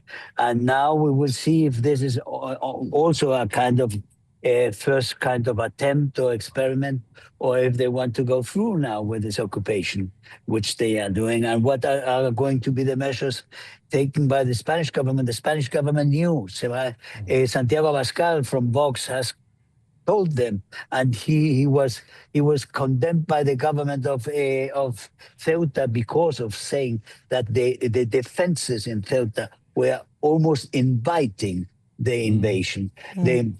The Spanish government has been weakening all defenses of Spain, or the physical defenses and the whole beaches are free. The airport in Barajas is a big hole where everybody comes in. I mean, they have been really promoting this immigration, this uncontrolled immigration, and this has put a sign for Morocco also to step in, and they have this aspiration of getting these two cities who have been Spanish long before Morocco existed, but they did the same in one moment of deep weakness of Spain when Franco was dying. They did the same in the Sahara, in the Western Sahara. And with the Green March, they took over the Western Sahara. And since then, they have illegally occupied the Western Sahara against the UN resolutions and so on. But there it is now. It's being accepted not only by Washington, by Trump, but also by Sanchez, by the Spanish government, who is really Herman, is it your contention obedient to Morocco. Is it your contention then that this is deliberate Moroccan policy? Because there is another way to view it, which of course there was that recent court decision in Spain that suggested that any arrival by the sea cannot be deported, and that could have inspired a spontaneous movement from people without some sort of central direction from another state. This deplorable sentence by the Supreme Court has many things to do with our deplorable laws about strangers and about foreign presence in Spain, and also because of this general weakness. Of course, it has played a role to say, well, it's a moment to come by the sea, but as you see, they are coming in by every mean, and in Melilla they are trying to assault the physical border. So we are not speaking about using only this kind of a possibility that was opened by the Supreme Court. It's an invasion in every sense. And they are going into the houses of the Spaniards, and they are going in. The shops are all closed because the Spaniards are panicking, and there is no security whatsoever for the Spaniards. We have 60,000 in a city with 80,000. It's almost as if 38 million foreigners, Islamists, or people from Africa. Just very quickly, Herman, of course, you mentioned that this happened before on a smaller scale. The Spanish government at that point reached a deal with Morocco that sent everyone back. Isn't that the most likely thing to come out of this today? But there was a concession. And the concession was that Sanchez recognized the Sahara occupation of Morocco. So there's always a deal, and it's always a deal where Spain loses, because Sanchez is really, we can say, almost obedient to the King of Morocco. That is what we have been seeing in the last 8 years, and this is a result of all these concessions. I'm sure that Pedro Sanchez would say that he's not obedient, but of course we have heard some words from the Spanish government saying that they are going to get these people out, that they do not want these migrants to be pouring in to the enclave in the way that they are. But Herman, thanks indeed for joining us. We'll have to have you back another time. Appreciate your time. Let's go live to Hull Crown Court now. No, we're not going to go to Hull Crown Court quite yet. No, but perhaps we could comment on some of the things that Herman has said, because I thought it was interesting that he would say those things, and he thinks it's a coordinated effort, potentially to sort of take that territory. And it does look very odd that the day that they've done it is a specific day. And again, I guess the law change does make it more easy. It might sort of incentivise people to do it. But the question is, how do we go about, as a sort of, I think, as a globe, work out how we stop this? Because this seems to be a phenomenon that is now all over. So we've got invasions by thousands coming via dinghy to the UK. Those people, if they do manage to get from there, will then filter through the Schengen and be going all over Europe, and probably many of them ending up in the UK. Although, of course, the argument here that we heard from Herman Tertsch and the Vox Party was not so much that all of these people are going to make it into mainland Europe, but that they actually want to just take that bit of land and absorb it into Morocco. And I would have more sympathy for Spain with regard to that if they had more sympathy to Britain with regard to our rights over Gibraltar. Well, there you have it. I think we could come to a deal with Spain here. We'll support your right to your land in North Africa if you support our right to our land on the southern tip of Spain. I thought it's also interesting that Andy Burnham was very quick to comment on the World Cup, but very slow to comment on the migration situation until he had to. Right, well, this is Good Afternoon Britain on GB News. Lots more coming up on today's show. Yes, Andy Burnham promises the biggest transfer of power from Westminster in generations. It's all going to go to mayors in the shape of income tax and business rates. But after the break... Yes, funeral director Robert Bush has been sentenced to 20 years in prison. Will be outside the court hearing from the families of the victims. All that and more to come. Do stay with us. GB News, Britain's #1 news channel.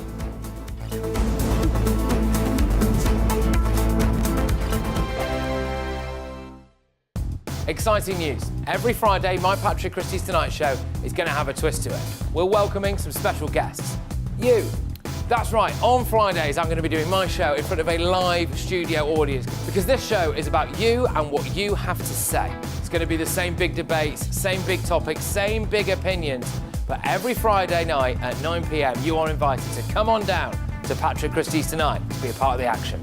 Only on GB News, the People's Channel, Britain's news channel. Some people enjoy lazy Sunday mornings, but not me. What's the truth of the matter? So that's a very live question. Would you support him if he waters down these plans? Before the spin sets in, I'll be getting to the truth. This is personal. No soft questions, no easy answers. It's one thing if the state has rules in this country. It's another thing whether the police and others actually police them. Setting the agenda and holding those in power to account. You can't really blame her if the system is set up this way. You will not want to miss it, trust me. The Camilla Tominey Show, Sundays from 9:30, only on GB News. From the school run to the home run, watch a new show for all of Britain. He can say whatever he wants. A straight talking show where all voices are heard. And you know, when are we going to stop talking about smashing the gangs and actually do it? With the stories that matter from every part of our country. There's a bit of a crash landing there for your Chancellor. Bold, fearless and standing up for you. That's me, Martin Daubney, 3 p.m. till 6 p.m, weekdays, here only on GB News. The People's Channel, Britain's news channel. As soon as it hits 11 and the headlines come in, the Late Edition brings you the breaking news from all the front pages. Because the news is going to happen. So get a head start today. Patrick Christie's Tonight, Late Edition. Alex Armstrong Tonight, Late Edition. From 11 o'clock every night. Only on GB News, the People's Channel, Britain's news channel. Hi, I'm Michelle Dewberry and my show is your opportunity to cut through all the noise and dive in headfirst to some robust debates. Ideas clash. Situation, isn't it? Because the failure is... You're deliberately avoiding my point. Nothing's held back. And if you think this is the end of it, wait for more. And we do not shy away from the difficult stuff. Sometimes I want to shake people and say, if only you understood. So join me on Jubes & Co. weeknights at 6 p.m, only on GB News, Britain's news channel.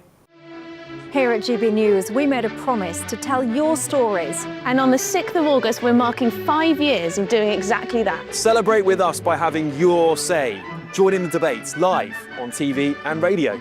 And meeting your favourite presenters across the country, from Leeds to Aberdeen, from Belfast to Barry Island. Plus, join me in Essex for our biggest live show of the year. Scan the QR code or visit gbnews.com/celebrate. Terms and conditions apply.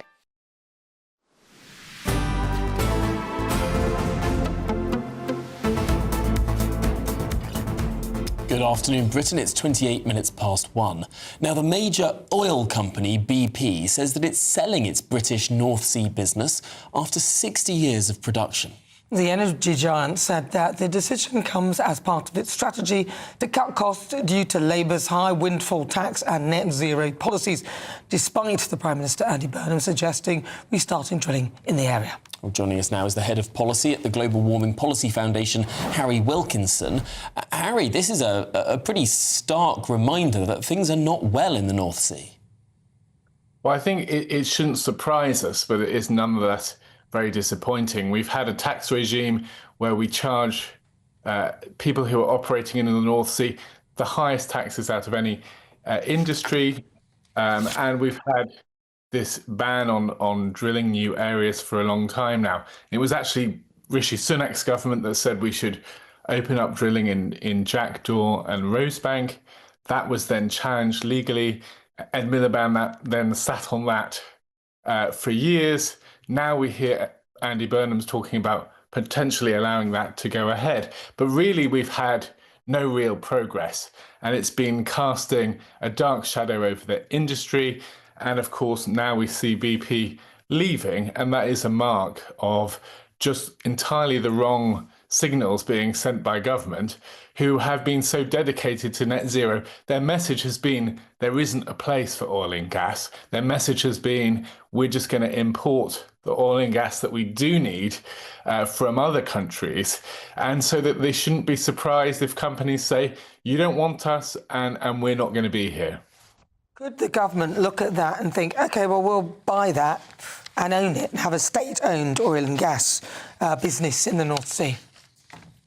Well, I mean, the government's record at operating industries has not been a good one. I can't imagine they'd be particularly good at this. I mean, Andy Burnham has a really important decision to make here, because it isn't enough to just allow some extra drilling in some sites that were supposedly permitted a few years ago. He needs to go further. He needs to improve the tax regime. We have to be getting to a point where the industry can see a stable, sustainable future for it here in the UK. We know, even according to Climate Change Committee forecasts, that we will still need an enormous amount of oil and gas going into the future. And we've got to be doing more to say we want that oil and gas to be coming here from the UK, from UK onshore and offshore oil and gas. And if we don't do that, we're just going to lose jobs. We're going to lose tax revenue. We're going to make this entirely avoidable own goal of losing Harry, this golden goose. If the argument is simply that the government don't run businesses effectively, which is why we wouldn't want them to buy it, couldn't there be another argument that it might be in the interests of this country to actually own that? And maybe we could have it runs properly, because you never know, maybe the government might sort their act out. But that could be a useful asset for this country, for us as citizens to own that. Well, there's a huge international energy industry who have, vast experience in operating oil and gas wells very efficiently indeed. The state isn't providing any added value there, and so I don't think that would be a particularly sensible way to do things. What we can look at is countries like Norway, which actually does tax oil and gas quite highly, but does so on a more predictable footing, doesn't make use of so many sort of tax opt-outs if you have new investments. There is a bit more of a more sustainable tax regime. So yes, we can get a lot of tax out of the industry if we can provide that level of confidence that companies can still make a profit, they can still invest, they know what their taxes will. And it's that uncertainty that thank you indeed for joining us. Let's go to Hull Crown Court now. We're hearing from the victims and the families. And I'm the Senior Investigating Officer leading the investigation into Legacy Independent Funeral Directors. The priority throughout the investigation has always been the families and victims, and my thoughts remain with every family and every person affected by what happened at Legacy Independent Funeral Directors. Today, the largest, most complex and emotionally distressing investigation Humberside Police has ever dealt with has concluded, and Robert Bush has been sentenced to 20 years in prison. The distress and heartbreak this case has caused for families is simply unimaginable. And even after working on the case rigorously for the past 2.5 years, the sheer impact that has had on the whole community and further afield remains unprecedented.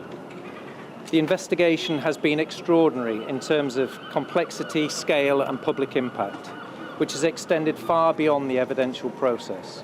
For the victims and their families, it has been a period marked by profound grief, distress and uncertainty, with many seeking answers while coming to terms with circumstances which have fundamentally affected their lives. Behind every inquiry and every item of evidence was a person who had died, a family who had lost a loved one, all of whom were seeking answers and, where possible, some measure of resolution. There is absolutely no sentence that can be given to Robert Bush that will undo the hurt that has been caused. Many families have had to relive the loss of someone they've loved, whilst others will continue to live with questions that may never be answered. My hope is that today's outcome provides some measure of resolution that Robert Bush has been held accountable for what he did. The damage he has caused is irreparable, with so many people who have suffered and continue to do so. Losing a family member or friend or a loved one that you care deeply about can be one of the most traumatic experiences anyone can go through, and Robert Bush took advantage of this. This has been an extremely significant and intricate investigation. It has required a sustained and multi-layered policing response from the moment of initial attendance through every subsequent phase of the inquiry. But what always remained at the heart was the families affected and remembering and respecting their loved ones. The wider community has been deeply affected, with public confidence challenged by the nature of the allegations and the understandable concern this has caused. In Hull, East Riding and the surrounding areas, where our communities are close-knit and people are often connected through family, friendship and long-standing local ties, it's impossible to put a number on just how many people have been affected by this case. No investigation of this size can be carried out by one team, and I'm so grateful for every police officer and member of police staff from every part of the force who has played a part in the investigation. Detectives, family liaison officers, crime scene investigators, specialist staff, call handlers, and of course our partner agencies, all of whom have worked tirelessly to reach this point. I couldn't be prouder of their professionalism, their compassion, persistence, and commitment they've shown throughout. I'm proud of the way the teams have conducted themselves throughout the investigation despite the challenges that they've faced. They remain steadfast in their commitment to conducting a meticulous, compassionate and professional investigation. I hope that has provided some measure of comfort to those involved and demonstrated how we will always do the right thing, no matter how difficult the circumstances. From the very beginning, the families and all those affected in the case have always remained at the heart of the investigation. Their understanding, support and contribution throughout the duration of the inquiry has been truly invaluable. And without them, we simply could not have achieved the outcome today. Finally, I want to thank them all for the trust they've placed in us along the way, for their patience, their courage that they've shown throughout, which has been an incredibly difficult journey. I know the stories shared of their loved ones, their strength and their resilience will stay with us all. We do what we do to try and deliver justice to people who can't get justice for themselves. Our thoughts remain with all those affected, and we will always remember the lives of those who are entrusted to legacy independent funeral directors. I will now pass over to Laura Tams, Deputy Chief Crown Prosecutor for the Crown Prosecution Service. Thank you. Good afternoon. I'm Laura Tams, Deputy Chief Crown Prosecutor at the CPS. Today, Robert Bush has been sentenced to 20 years imprisonment for offences connected to the operation of the Legacy Independent Funeral Directors premises here in Hull. These crimes represent some of the most serious breaches of trust. They included preventing the lawful and decent burial of loved ones, defrauding families who paid for services that were never provided, returning incorrect ashes to grieving relatives, fraudulent trading of funeral plans, and the theft of charitable donations which were made in memory of the deceased for causes that they cared about. The impact on the family and the wider community has been profound. At a time of great vulnerability, when seeking dignity and closure for their loved ones, they were instead subjected to shocking violations of trust. At the heart of this case is Robert Bush's complete disregard for the responsibility that was entrusted to him. His actions caused additional suffering to bereaved families and has significantly impacted the community here. Our thoughts remain with them all at this time. This has been a complex and challenging case. Our specialist prosecution team worked closely with Humberside Police to review extensive evidence and build a comprehensive case that reflected the scale and seriousness of Robert Bush's offending. His decision to plead guilty recognised the strength of evidence which was presented by the prosecution and investigation team. I would like to commend the work of the entire investigative team at Humberside Police for their dedication and professionalism. They've worked tirelessly to achieve justice for the victims and their families. While no sentence can undo the harm that has been caused, we hope that today's outcome provides some measure of justice for all of those who have been affected by these deplorable actions and demonstrates that those who exploit vulnerable people and abuse their trust will be held accountable for their actions. Thank you. Is the investigation closed? All right, so that was live from Hull Crown Court. We're hearing Robert Bush, who's just been sentenced to 20 years in jail. Absolutely awful. Horrific crimes. As I said, shocking violation of trust there between the funeral director and so many different families. All right. Well, if you just tuned in, it is just coming up to 41 minutes after 1 o'clock. This is Good Afternoon Britain. And let's talk about the English mayors, because they're going to be allowed to keep a share of income tax. Business rates collected in their area under Andy Burnham's plans to shift power away from Westminster and carry it into every postcode.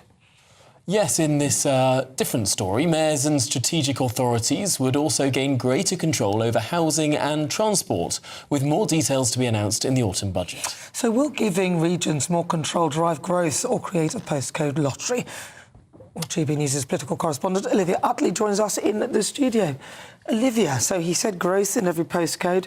This sounds like a move to it. I personally can't really see how it will do it, but tell us more about it.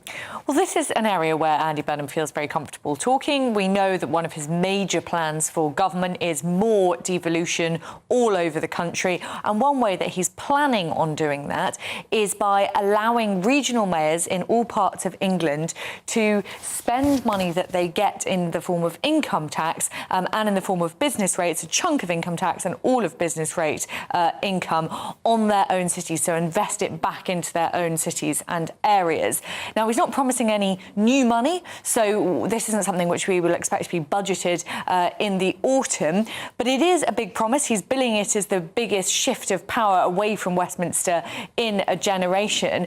Now, interestingly, there are a couple of Conservative mayors who have already hit back against it, including Lord Houchen, the mayor of Tees Valley. He said that what he would like to do with the money that is raised in Tees Valley through income tax and business rates is give a rebate to taxpayers. That's how he would choose to do it. But Louise Hay, the Secretary of State, has said that he wouldn't be able to do that. There isn't a system which would allow that. He thinks that's unfair. If you get to do what you want with the money, that's the whole point of devolution, then why not give it back to taxpayers? So I think that is a row that could go rumbling on. It'll be fascinating to see how this all works out. At the moment, we don't even know what proportion of income tax regional mayors would be allowed to keep, and of course that is hugely important. We are beginning to see a bit of a pattern emerge with Andy Burnham. He announces these big policies and then says that there'll be a white paper in 3 or 4 months' time which will explain everything in a little bit more detail. Interestingly, Ben Houchen there, his criticism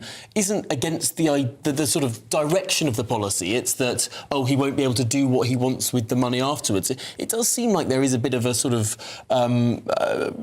momentum towards this policy. Ultimately, in most countries around the world, connecting the levers of permitting certain things to the financial benefits of the things that are permitted seems to work quite well. For some reason in Britain, we severed those connections, meaning that an area that approves, I don't know, new businesses, shops, pubs, houses, whatever it is, doesn't get the tax benefit of it. They only get the perceived societal cost. Well, I think that's really interesting. And of course, on the face of it, this would create a sensible incentive scheme whereby regional mayors are encouraged to help new businesses open, encourage those businesses to employ people, get their economies growing, accept new businesses into their areas, because it will give them a higher share of money and more to do, more income tax with which to invest in their local area.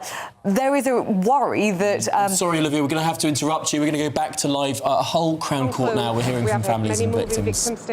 Victim personal statements from the families affected.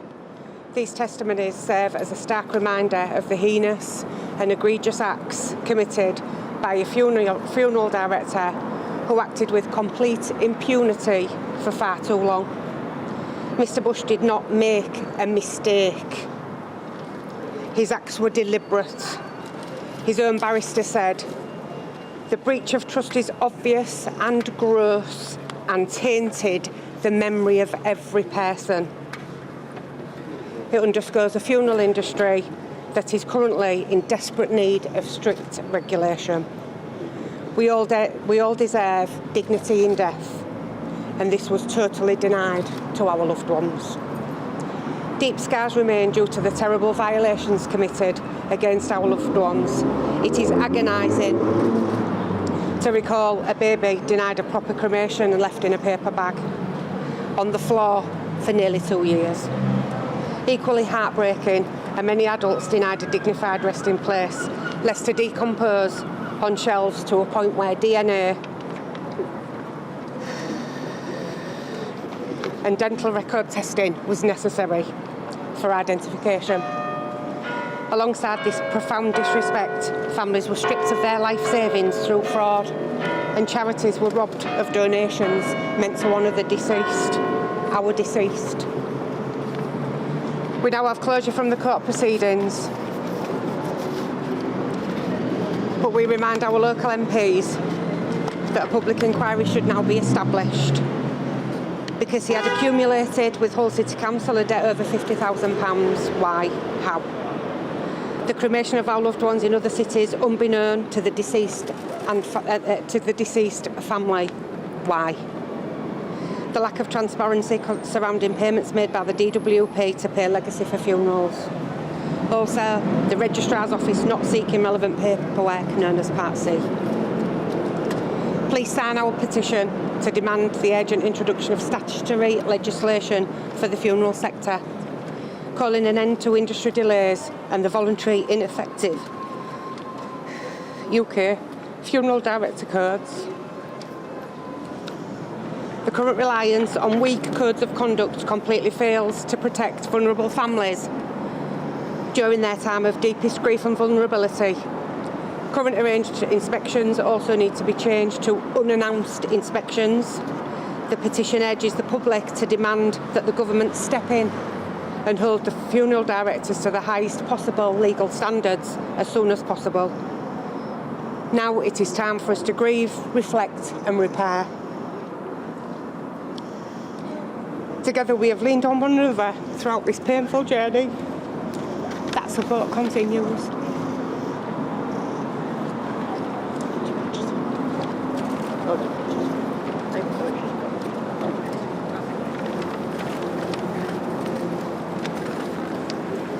Well done, Karen. Thank you.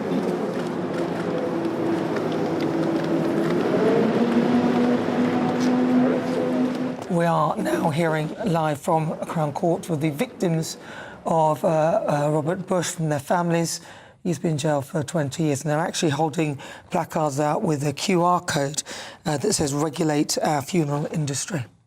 I mean, it has been the most shocking case, has it not, where families were told they were given ashes of their own loved ones and they weren't, where charity donations were collected for charities in memory of the deceased and they were stolen by this man.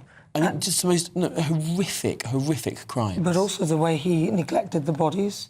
I hear that one of the baby's bodies was found on the floor and left in such a condition that you couldn't identify who they were without DNA or dental records. I mean, this is somebody who behaved in an abhorrent, atrocious manner. But the families make a point that this industry isn't properly regulated and this is, I think it needs to be. She did say there, we all deserve dignity in death.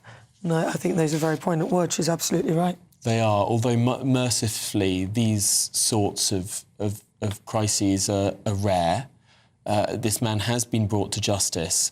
I worry a bit about a general regulator. Why? Because the costs are already extreme.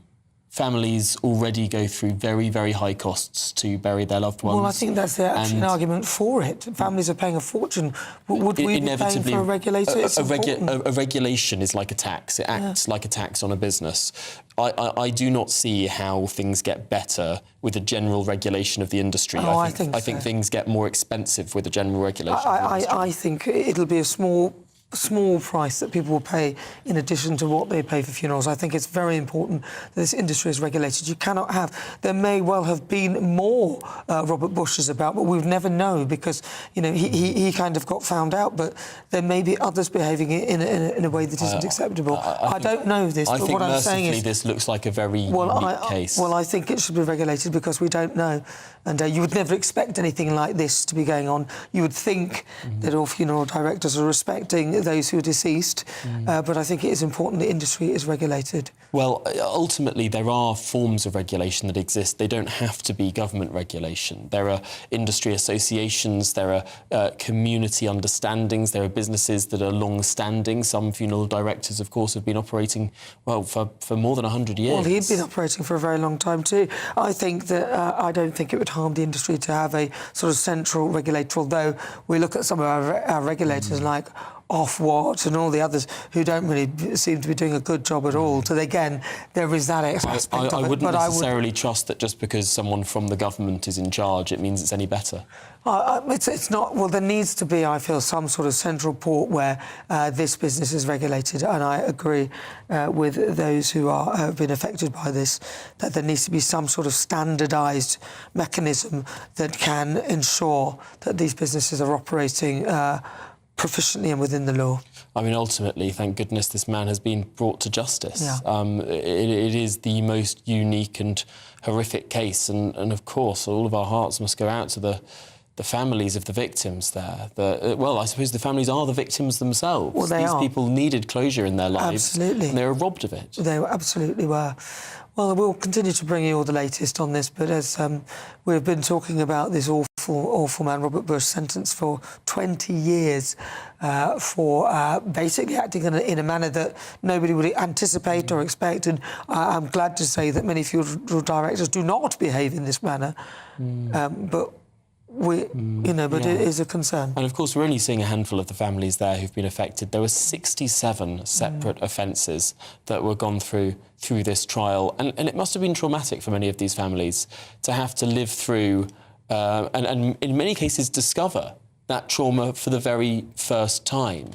67 separate offences that were gone through in detail. Robert Bush, of course, trying to claim this was somehow accidental or carelessness, but clearly the court has today disagreed. All right, well, look, lots more stuff to come here on GBNews, Britain's #1 news channel. This is Good Afternoon Britain, and we've now got some live pictures from Ceuta in Spain, which is the place where there was what many would call an invasion. 60,000 people who came across the border, either on land borders or via the sea, to get to Spain and pretty much invade. And it is quite frightening what's been going on there. Well, we can already see just one-way traffic, really. I'm not sure exactly which part of the border we're looking at here. These are pictures, I believe, from the Moroccan side looking towards Ceuta, but we'll need to have that confirmed. This ultimately has been a massive crisis for Spain, which has, of course, implemented an amnesty for up to 1 million illegal migrants in recent weeks and months. And indeed, where the Supreme Court of the country, we can see the border fence just in the distance there, which doesn't really seem to be operating as a border fence at all. But also, of course, this Supreme Court decision that said that anyone arriving by the water into Spain cannot be deported. That clearly has an effect. Well, it does indeed. I mean, there are other... now, obviously, other countries are speaking out. I mean, Denmark's Frederiksen has urged the EU to consider all options, including Spain's Schengen suspension, because, obviously, as you said, there are issues. It's not a clean cut that when you're in a theatre that you can get into Schengen, but it is likely now that Spain won't be able to deport these people immediately. If that's the case, some of them will go onto the mainland. Once you're on the mainland, you're now in Schengen and able to potentially go across all the different countries in Europe. Well, ultimately, it seems like Ceuta is just completely shut down at this point. None of the shops are open, everyone's staying in their homes. It's like the entire place is on lockdown, and until these tens of thousands of people are removed, which might well take a deal, a bilateral agreement signed between Spain and Morocco in order to then remove these people. Well, do you know what? It's quite frightening, I would say, and really and seriously, I mean, we need to think seriously about what we're doing with migration in this country. This is Good Afternoon Britain. Plenty more to come on today's show. Do not go anywhere, but first, let's get an update with your weather.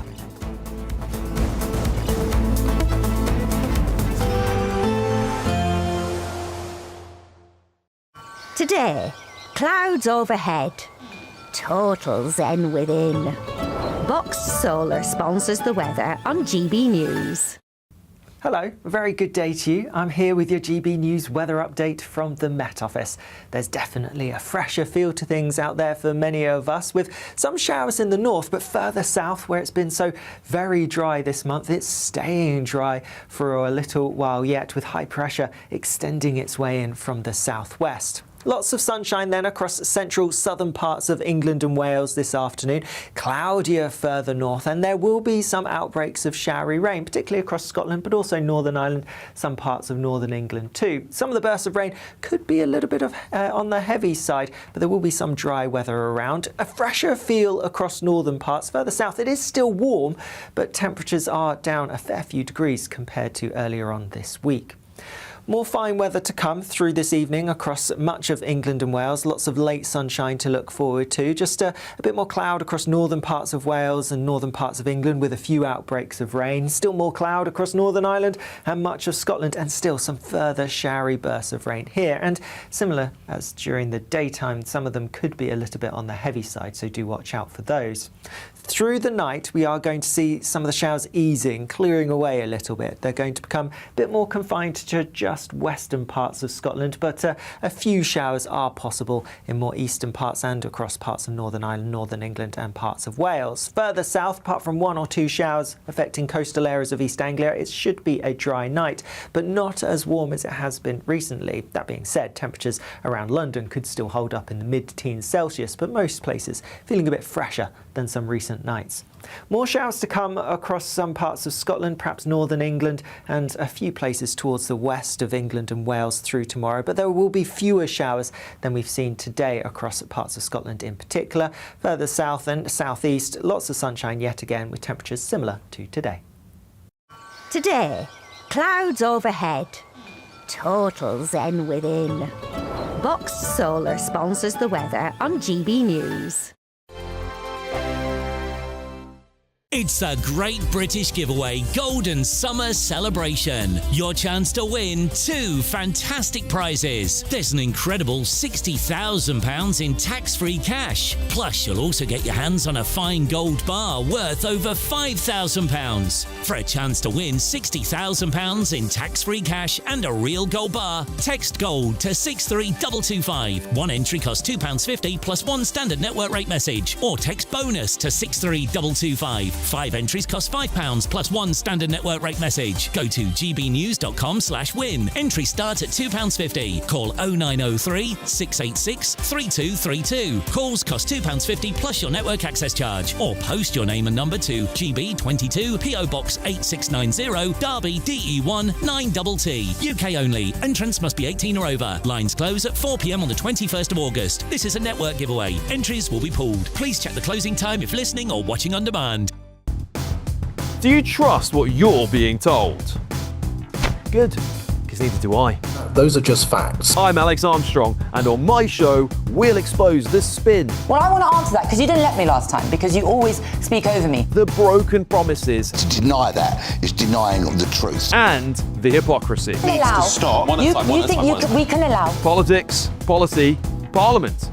Nothing is off limits. No sugarcoating, no fear of offence, just the truth laid bare. Tune in every Saturday and Sunday at 9 p.m. for Alex Armstrong Tonight, only on GB News, Britain's news channel. As soon as it hits 11 and the headlines come in, Late Edition brings you the breaking news from all the front pages. because the news is going to happen. So get a head start today. Patrick Christie's Tonight, Late Edition. Alex Armstrong Tonight, Late Edition, from 11 o'clock every night. Only on GB News, the People's Channel, Britain's news channel. I've been in Westminster for a long time, but I know that though power may be here, its effect on people's lives is across the whole of the country. We may be where rules are made, but it's where they're implemented that matters. Join me, Jacob Rees-Mogg, for forthright and frank discussion on where Britain has come from, where it's going, and where it will end up.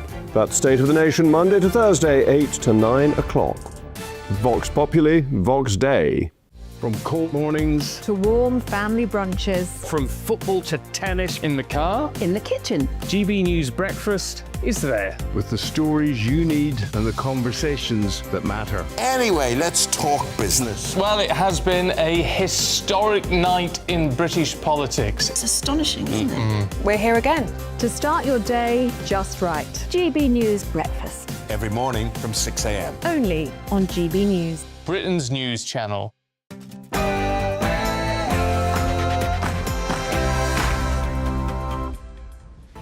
Good afternoon, Britain. It's 2 o'clock on Friday, the 31st of July.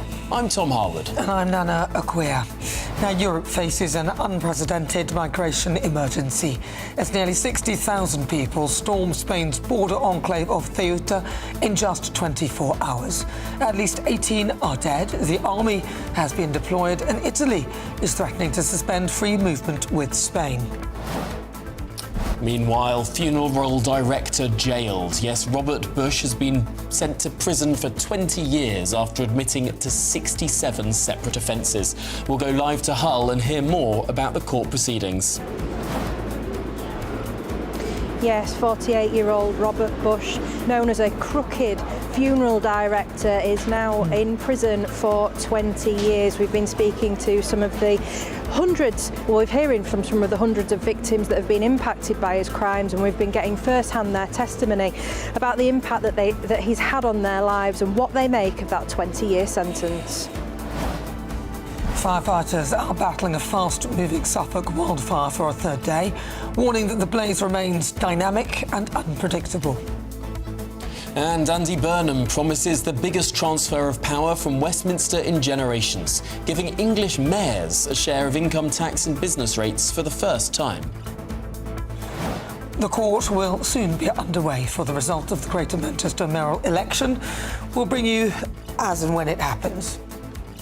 The candidate or whether or not we will move from. We're currently getting an update here at the count in Manchester. We're waiting for the count to begin with verification complete, but we have just heard that the turnout across Greater Manchester was just 25.14%, making it one of the lowest turnouts ever before.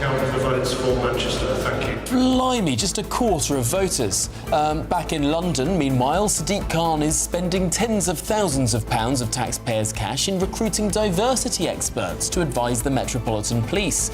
Now, is this a good use of Londoners' money? We'll have that debate.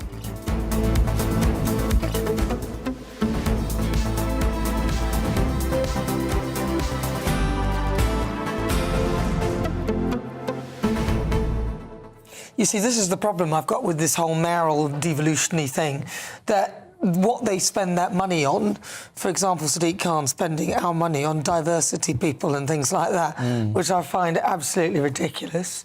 You know, and there's so many other things that he could be spending the money on. He's quite a powerful mayor, so he has more scope than many of the other mayors around this country.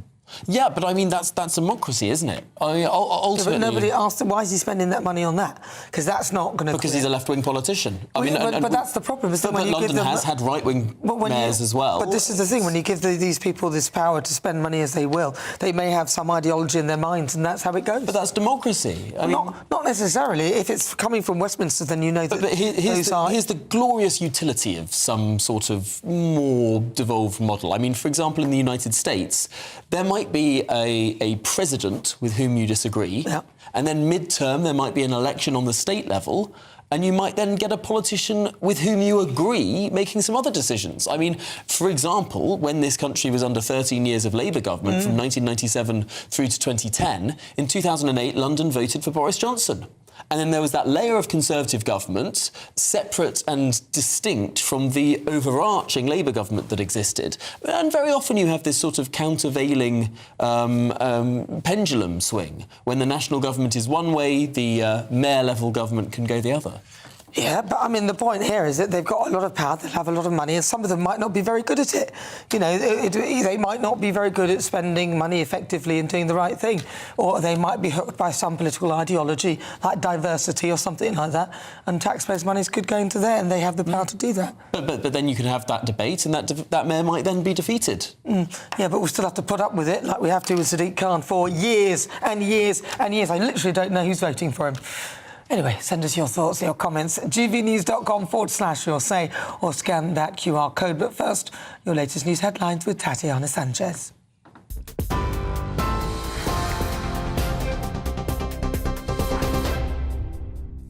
Thank you very much and good afternoon. The top stories. Ex-funeral director Robert Bush has been sentenced to 20 years over his failure to bury and cremate dozens of people. Bush previously admitted 67 offences, including denying 30 people a decent and proper burial and fraud charges relating to presenting families with the ashes of strangers. The sentencing followed a week of hearings in which victims described Mr Bush as a con man. DS Alan Curtis of Humberside Police spoke outside court today. Behind every inquiry and every item of evidence was a person who had died, a family who had lost a loved one, all of whom were seeking answers and, where possible, some measure of resolution. There is absolutely no sentence that can be given to Robert Bush that will undo the hurt that has been caused. Many families have had to relive the loss of someone they've loved, whilst others will continue to live with questions that may never be answered. Robert Bush arranged Karen Dry's parents' funeral. She spoke outside court. These testimonies serve as a stark reminder of the heinous and egregious acts committed by a funeral director who acted with complete impunity for far too long. Mr Bush did not make a mistake. His acts were deliberate. His own barrister said, "The breach of trust is obvious and gross and tainted the memory of every person." In other news, more than 60,000 illegal immigrants have now breached the border from Morocco into the Spanish enclave of Ceuta, according to the enclave's president. At least 18 people have died in the crossings, with the country's civil guard chief declaring the border has totally collapsed. It's also been reported that disorder has spread to Melilla, another Spanish enclave further down the coast. Footage circulating online appears to show migrants rioting and setting fires near the border. It comes as 4 illegal migrants have died trying to cross the channel earlier this week. The Prime Minister spoke this afternoon. What I have done is firstly keep the current Home Secretary in place, because the plan she has implemented has started to make a difference. Although this is the peak period of the year for crossings, overall the number of crossings is down, the number of removals of people is up. So there is progress, but we both recognise that we need to do more. And I will make a visit very shortly to Border Force on the south coast to see the situation for myself, assess it, and then agree with the Home Secretary what further we need to do. Elsewhere, the Suffolk Fire and Rescue Service says crews are making good progress with the blade at Dunwich Heath, but they expect to stay on site for at least the next 48 hours. A major incident remains in place and the fire service renews calls for people to stay away from the area. The fire has affected an area the size of 200 football pitches. In other news, construction of a new Chinese super embassy in London can go ahead after a High Court challenge against a decision to grant planning permission was dismissed. The Royal Mint Court Residents Association brought legal action against the Ministry of Housing, Communities and Local Government and the London Borough of Tower Hamlets.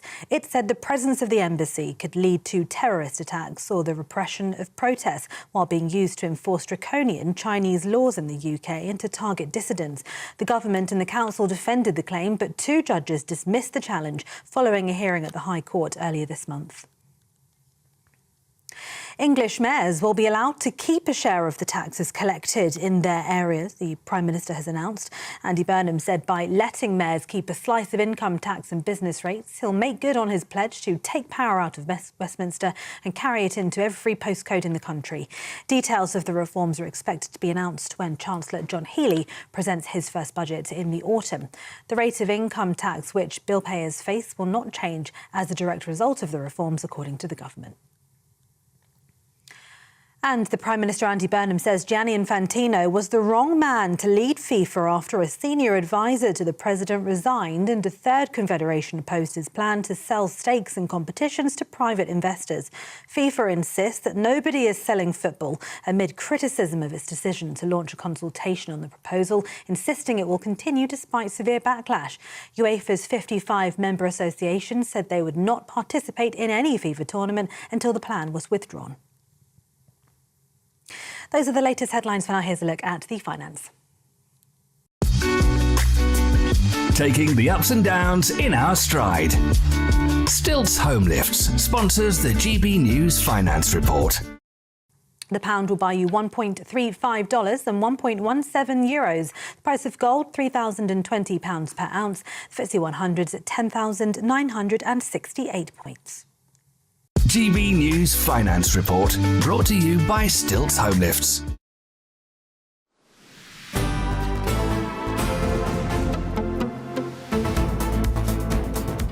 Thank you, Tatiana. Good afternoon, Britain. It is 10 minutes after 2 o'clock. Now, more than 60,000 illegal immigrants have now breached the border from Morocco into the Spanish enclave of Ceuta. That is according to the enclave's president. Well, the incident has overwhelmed the country's border forces, leaving at least 18 people dead. Also breaking this hour, Gibraltar is reportedly operating with heightened vigilance amid the Ceuta migrant crisis. Of course, the British peninsula is just across the water from the Spanish enclave. Of course, Prime Minister Andy Burnham has finally said something. He responded saying that we are monitoring the situation closely. Well, let's speak now to our Home and Security Editor, Mark White, with the very latest. Mark. Well, the latest is that the Spanish Prime Minister Pedro Sanchez is claiming that thousands of Moroccans and other immigrants have been returned back over the border.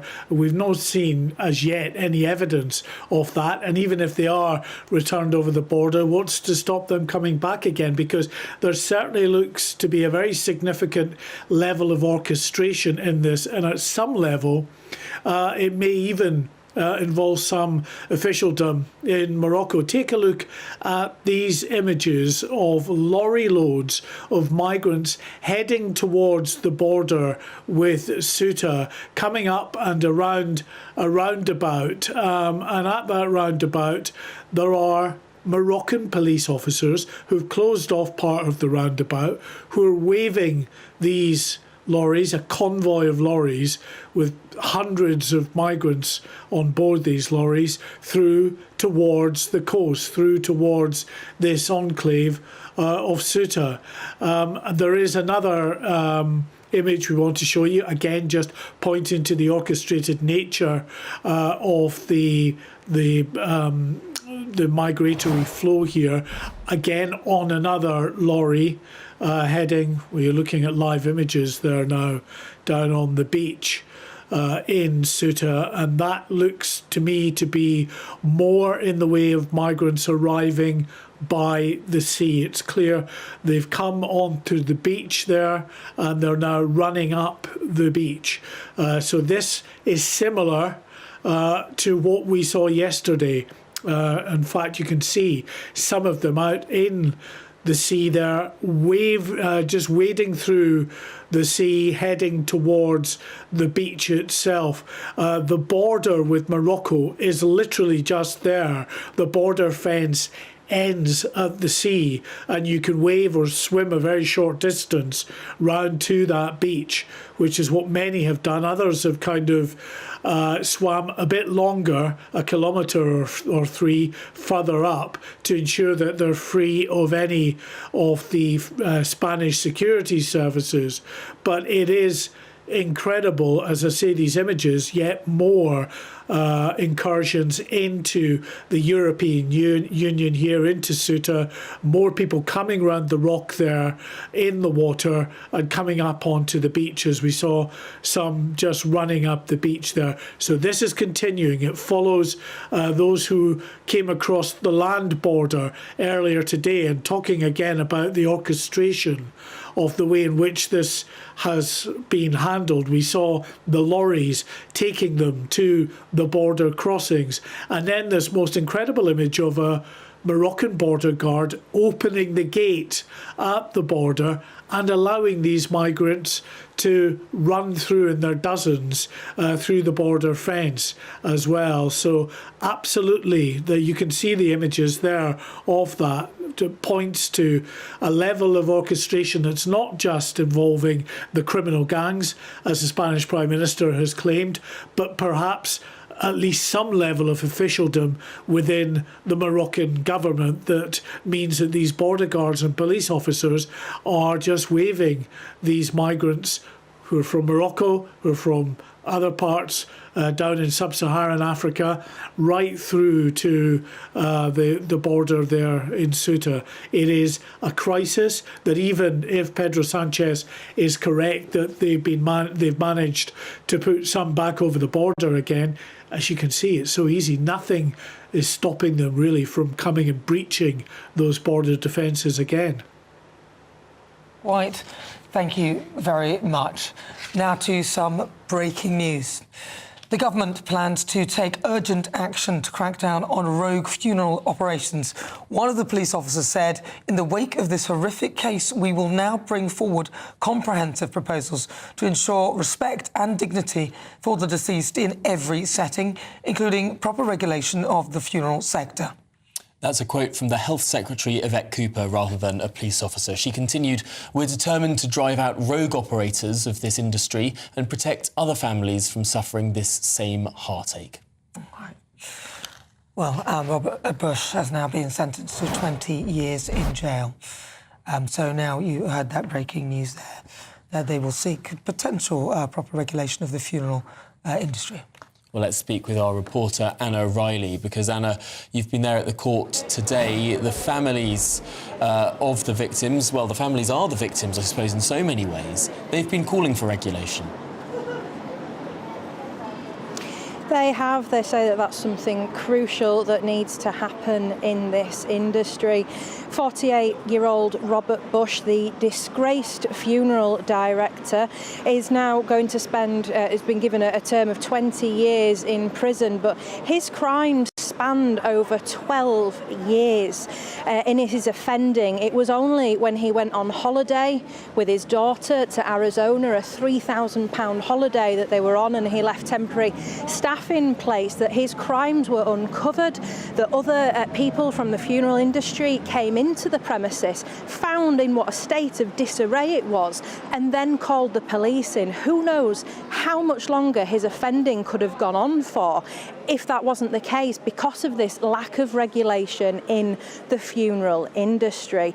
Now, Robert Bush, he pleaded guilty to those 67 offences, and it's been a 5-day sentencing here at Hull Crown Court. Started on Monday, ending today, and that's because we heard hundreds of victim impact statements from the people that were affected by his horrendous crimes that spanned over those 12 years from when he first started running Legacy Independent Funeral Directors, and it was the Hessel Road branch in Hull where issues were identified back in March 2024.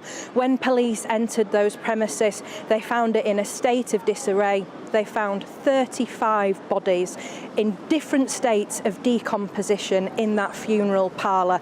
Bodies that who the families thought had been given a proper funeral, who had been cremated, but all that time they were in the funeral parlour still.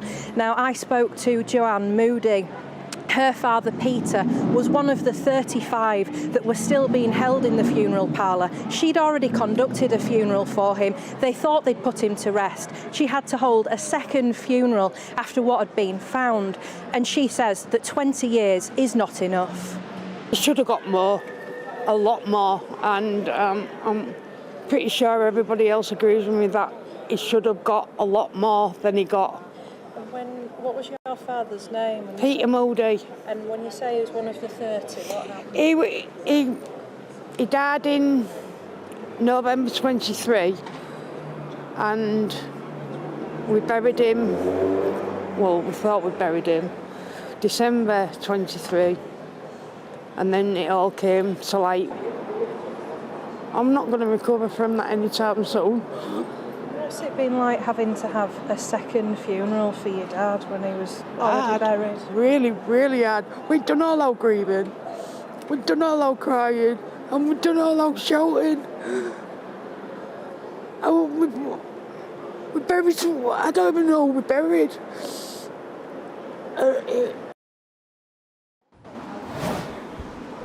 It's been really hard to listen to what these families have gone through, so it's just unimaginable what they must be facing now, reliving everything that has previously happened to them because of Robert Bush. More than 200 victims giving statements as to how devastating the impact of Bush's offending was. Police officers, senior police officers, CSI, saying that this is some of the worst crimes that they have also seen as well. And as well as holding these bodies for much longer than they should have been held for, there was also a large quantity of ashes that were found by the police, ashes that had begun to moulder, ashes that can never be identified and given back to the families of those loved ones. Many people being given ashes as well, making trinkets from them, making jewellery from them, in some instances even having tattoos of those ashes onto their skin to find out it wasn't the loved one that they thought it was of ashes. They don't know whose ashes that they were given, and they'll never be recovered to them. As well as that, we've heard that Bush also stole thousands of pounds of charity donations as well. Loved ones and the bereaved wanting to give money to charities that had helped them, over 12 charities in total, including Dove House Hospice, for example, a hospice helping people with palliative care in the end of life. And then instead of passing that money on to charity, Bush pocketed it. He also as well defrauded 226 people by taking more than £500,000 in fraudulent funeral plans. All this time of his offending as well, he had £3 million in his bank accounts between legacy and his personal bank accounts. But he blamed lack of funds on how he'd stored these bodies and the actions that he had taken. He was going on holidays that cost over £46,000 over 7 years. And meanwhile, the families were being put through this utter grief. And as the families are hoping, this regulation is going to come into the funeral service, so cases like this never happen again. Right, Anna Riley, thank you very much for that. Do we know whether the police will seize his assets or anything like that? Because if he's made £3 million and he's got a lot of money in his bank, I'm just wondering, do you know what happens in these cases? Do they seize the assets of someone who's going to prison? No. Does he keep all that money? They'll remain in his bank account, and if he gets out of prison, they'll have the money again. See, now a regulator could ensure that money is maybe given to the victims, I suppose, their families, in some form of compensation or something. But I just think it's so unjust. And that sentence, I absolutely agree with that lady there. Just 20 years doesn't seem like long enough. No, absolutely horrific. Well, it's now 22 minutes past 2, and counting is underway for the result of the Greater Manchester mayoral election. Andy Burnham's replacement as Greater Manchester Mayor will be announced following the largest by-election in British history. So let's speak to Sophie Reaper now, who's there at the count for us, because, Sophie, we know the turnout and it's not high. No.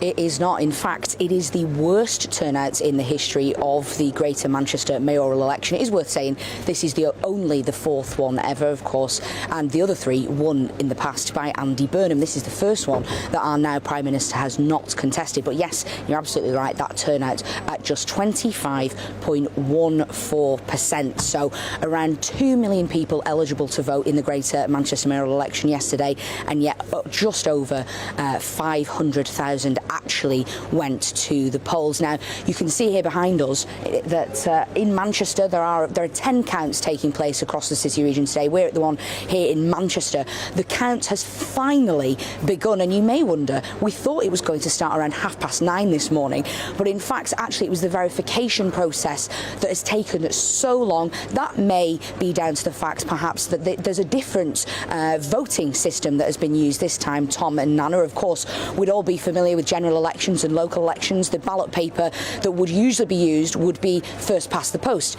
In essence, the candidate with the most votes would win. Well, this is a different voting system. This is the supplementary voting system, which is far more complicated and in fact involves 2 different rounds of counting the votes. This is the first round that's taking place now. We imagine in the next few hours we'll hear a result of that. If it just remains on the first vote, we will hear the winning candidate. If not, and I won't go into all of the details, but if not, it means that we'll then count those second votes that people will have cast, and we could be here into the later hours of the day. It could be that we're in for a very long day here in Greater Manchester. Wow. Goodness me. Yes. Thank you, Sophie. I prefer it when they count overnight, quite frankly, but, you know, I suppose they're saving money doing this way. Well, you'd have one of your brilliant election shows that you do with all the numbers and the things. Oh, yeah, but given the turnout in Manchester, I'm not sure that many people would tune in to find the hotly contested election, which I think we all know who's going to win it. Well, later on, we'll get one of your great AI explainers, because you won't want to miss that one. Loads more coming up on Good Afternoon Britain. Indeed, Sadiq Khan is spending tens of thousands of pounds in taxpayer cash recruiting diversity experts to advise the Metropolitan Police.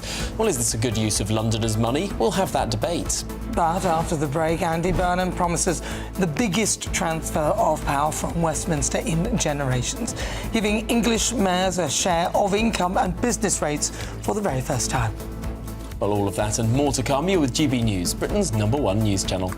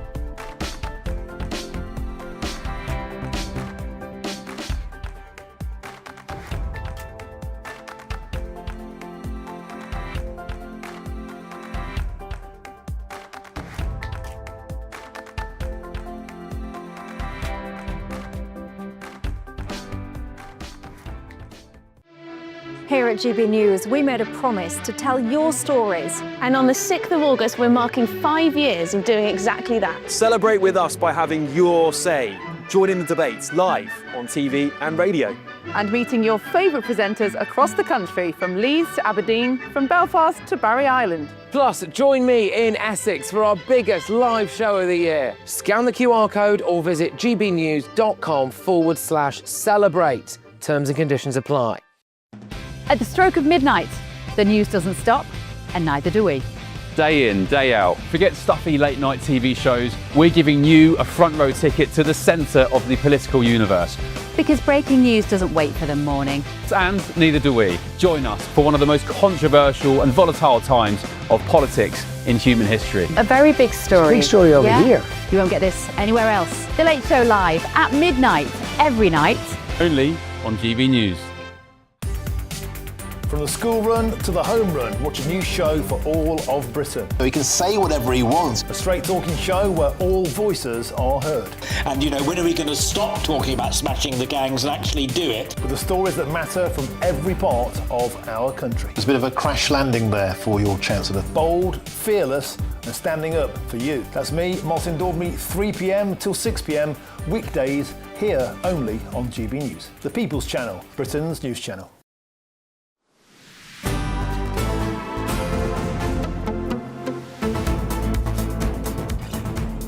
Good afternoon, Britain. It's now 28 minutes past 2, and English mayors will be able to keep a larger share of income tax and business rates collected in their area under Andy Burnham's plans to shift power away from Westminster and, in his words, carry it into every postcode. He said growth in every postcode, hope in every heart. Mayors and strategic authorities would also gain greater control over housing and transport, with more details to be announced in the autumn budget. So, will giving regions more control drive growth or create a postcode lottery?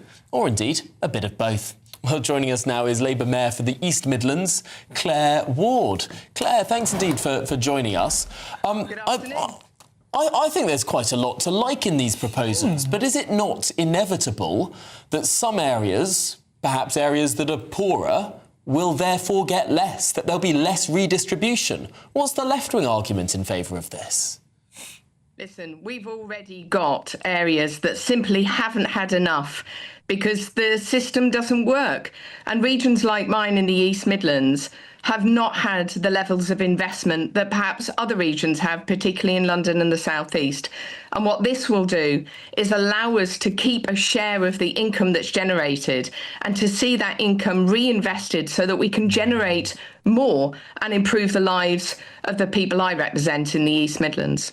So this is to get around Treasury spreadsheets that say, oh, this project isn't worth this amount of money and we're only going to spend billions on the Elizabeth line in London. We're not going to fund your tram in whatever area it might be. Well, precisely. What we have seen traditionally is that when we are weighed up against big schemes in London and the South East, they don't match up. And people who are making those decisions are so far removed from us. But if we have that investment, if we have those resources available to us, mayors and their combined authorities, we know our places, we know what's needed, we know how to generate that growth in our local economy, and therefore we can make those decisions because we will make the priorities. What about parts of this country that don't have mayors, though? Because what will happen to them? So the government are saying that every area will be covered by a strategic authority, but that doesn't mean that they will have to have mayors. What it does mean is that there will be decisions taken on the investments at a bigger level rather than just at council levels. And that's really important because I can see that in my own area.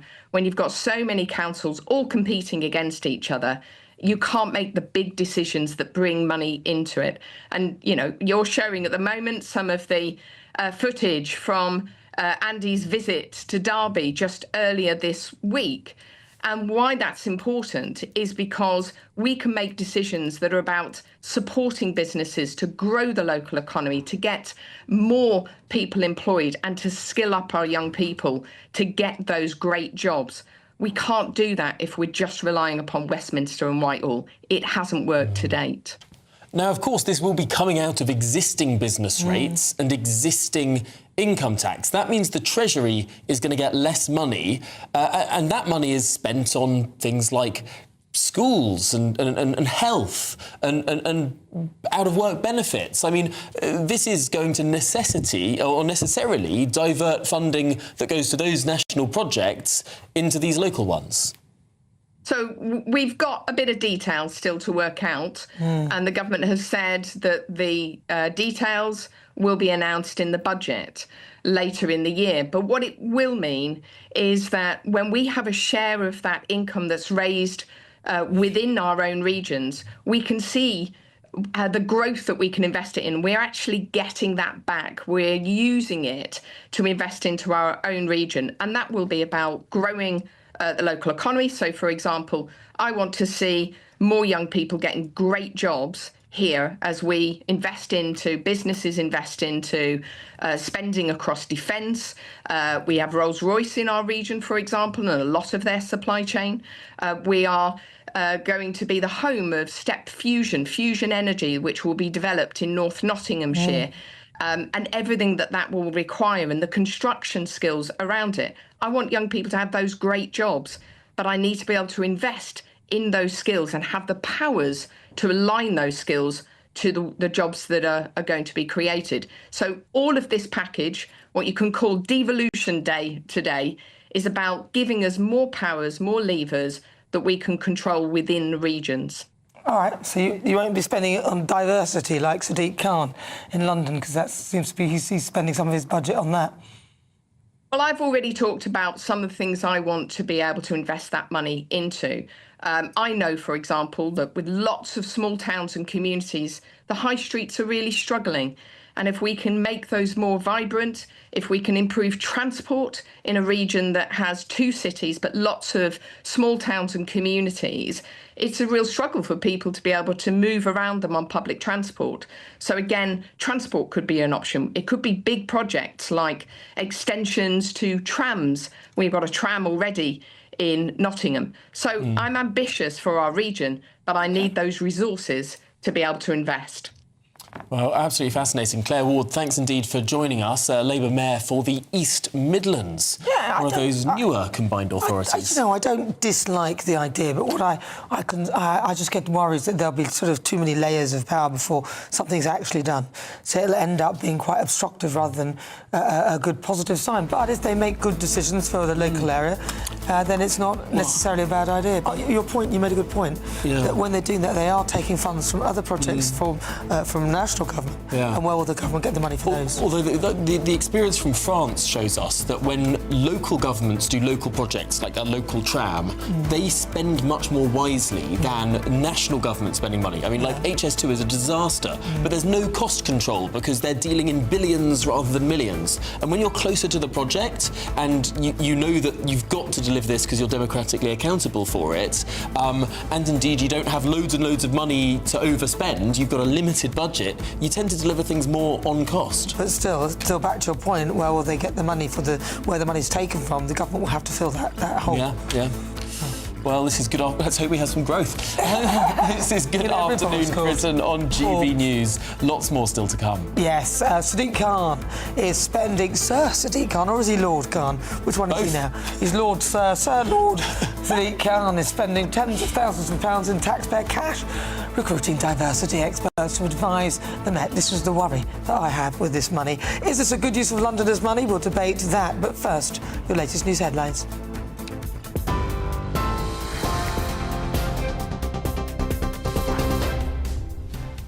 Thank you and good afternoon. The top stories. The government has announced urgent plans to crack down on rogue operators in the funeral sector and ensure better protection for bereaved families. That's after the sentencing of Robert Bush today. He's been sentenced to 20 years over his failure to bury and cremate dozens of people. More than 60,000 illegal immigrants have now breached the border from Morocco into the Spanish enclave of Ceuta, according to the enclave's president. Fire crews battling a large wildfire near Britain's biggest nuclear power station have said the blaze is stabilising as efforts to end the blaze in Suffolk enter their 3rd day. Prime Minister Andy Burnham says Gianni Infantino was the wrong man to lead FIFA after a senior advisor to the president resigned and a third confederation opposed his plan to sell stakes in competitions to private investors. Those are the latest GB News headlines. For now, more from me at the top of the hour. Tune in to GB News Radio wherever you are. Online, on DAB digital radio, on TuneIn, on Radio Player, on Nation Player and on your smart speaker. Just say, play GB News.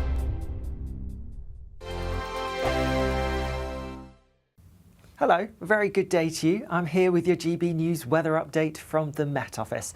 There's definitely a fresher feel to things out there for many of us, with some showers in the north, but further south where it's been so very dry this month, it's staying dry for a little while yet, with high pressure extending its way in from the southwest. Lots of sunshine then across central southern parts of England and Wales this afternoon. Cloudier further north, and there will be some outbreaks of showery rain, particularly across Scotland, but also Northern Ireland, some parts of northern England too. Some of the bursts of rain could be a little bit on the heavy side, but there will be some dry weather around. A fresher feel across northern parts. Further south, it is still warm, but temperatures are down a fair few degrees compared to earlier on this week.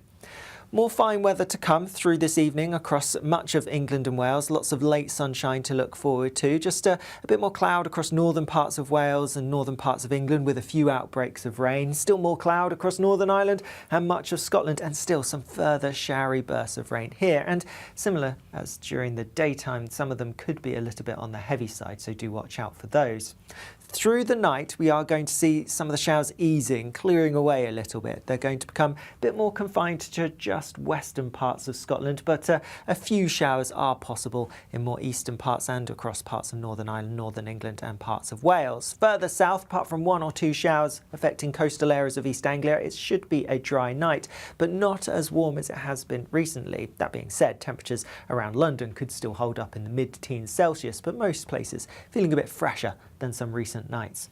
More showers to come across some parts of Scotland, perhaps northern England, and a few places towards the west of England and Wales through tomorrow, but there will be fewer showers than we've seen today across parts of Scotland in particular. Further south and southeast, lots of sunshine yet again with temperatures similar to today. Thank you, Britain, for the thousands of you who are becoming friends of GB News each and every week.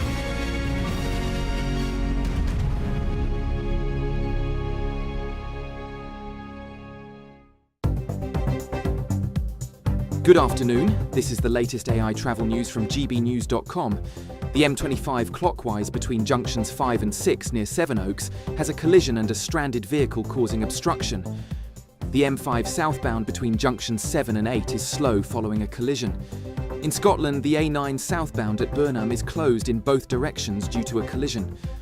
Across Wales, the M4 westbound from J23 Rogiet to J26 Malpas is congested with possible delays. And on the trains, Chiltern Railways and cross-country services are disrupted between Birmingham Snow Hill and Dorridge.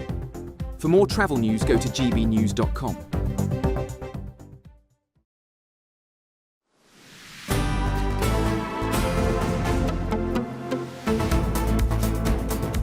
Good afternoon, Britain. It is fast approaching 41 minutes after 2 o'clock.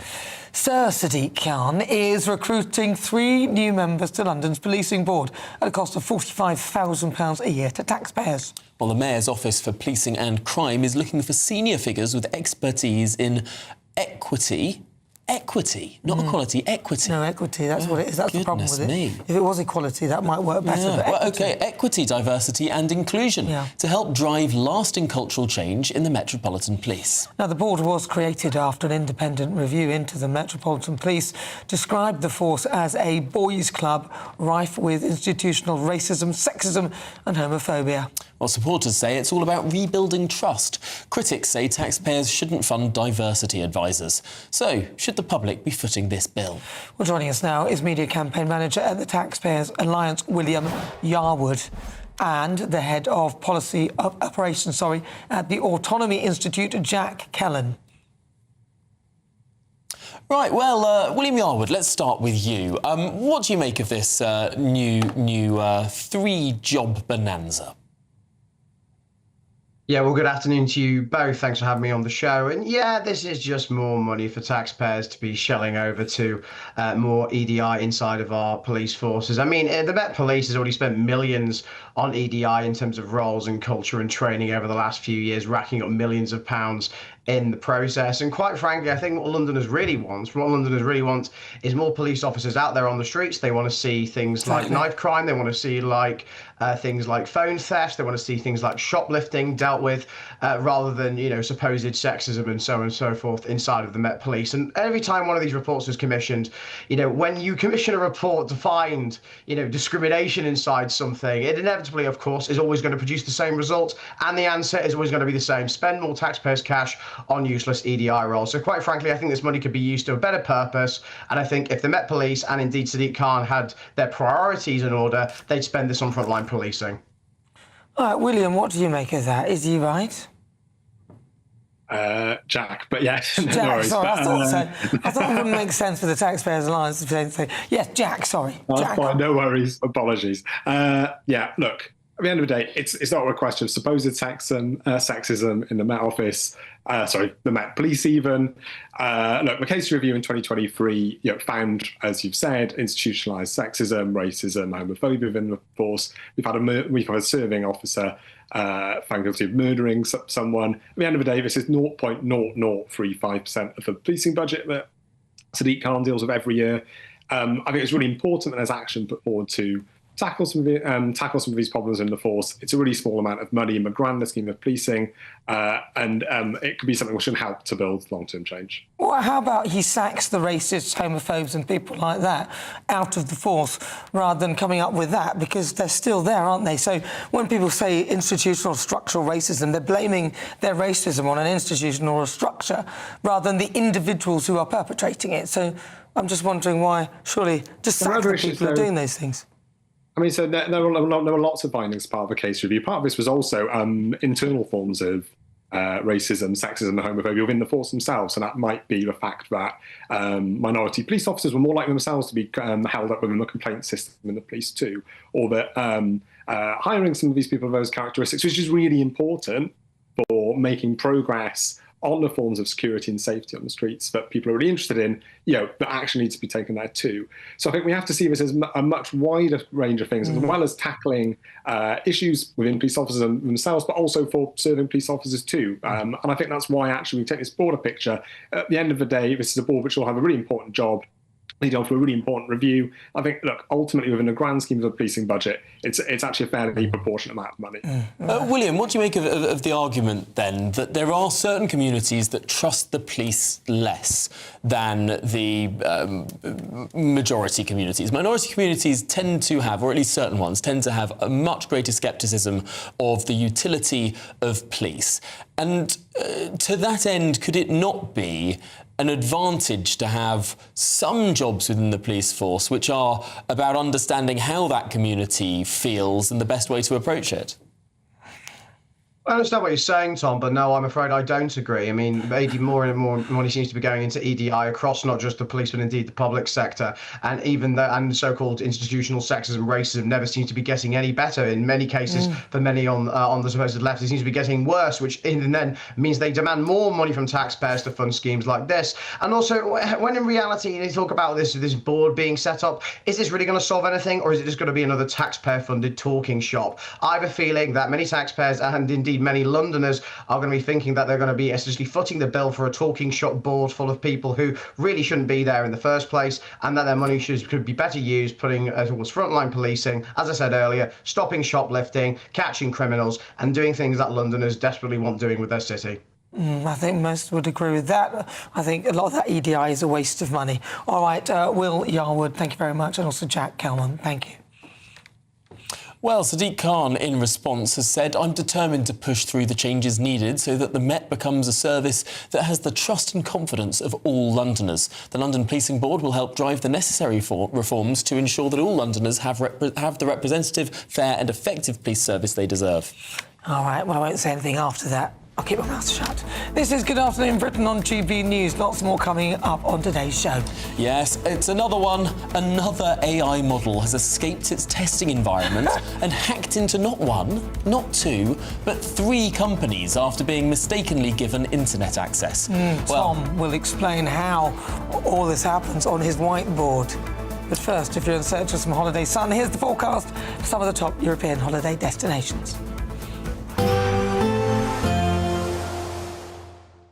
I forecast a perfect holiday in the sun.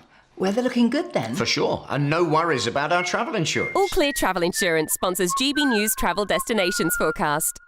Hello. An extensive heatwave continues for much of Central Europe throughout this weekend. High pressure dominating. It's turning a little bit cooler for western areas of Spain, parts of Portugal, as well as western France. But as we head further east, the temperatures do climb across parts of Italy and towards the Mediterranean into the high 30s. You can see 40 degrees across parts of Greece. Wildfires here as well. But plenty of sunshine and hot weather to come into next week as well. Bye-bye. All Clear Travel Insurance sponsors GB News Travel Destinations forecast.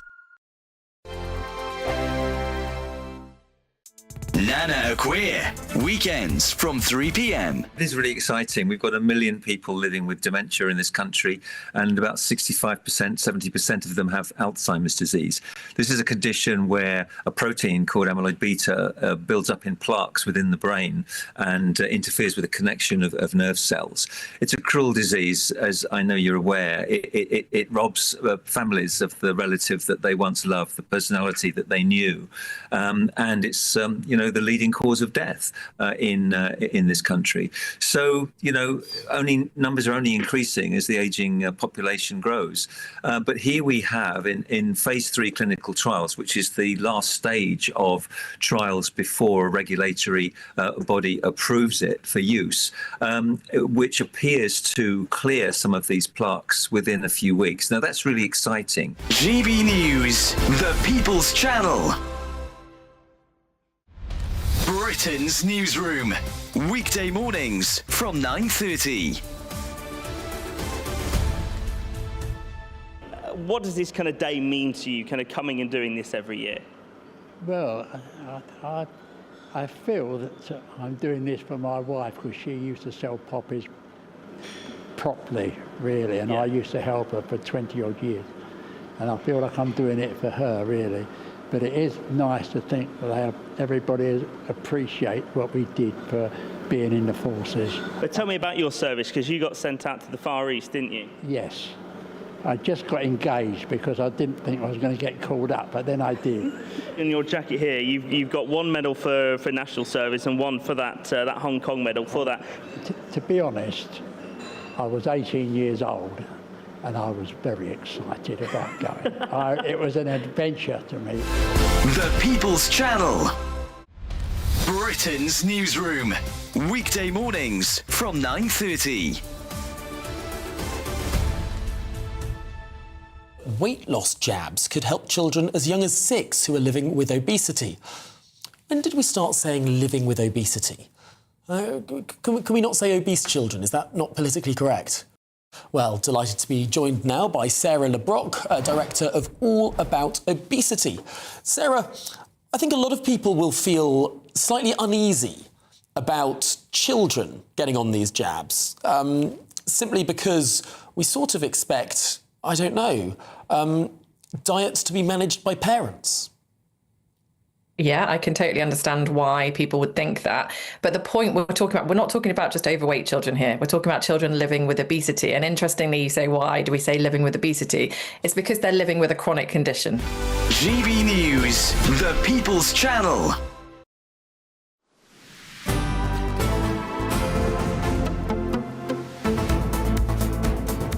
Good afternoon, Britain. Where is Tom? I hear you ask. Well, another powerful AI model has escaped its supposedly secure testing environment and hacked into 3 companies after being given internet access by mistake.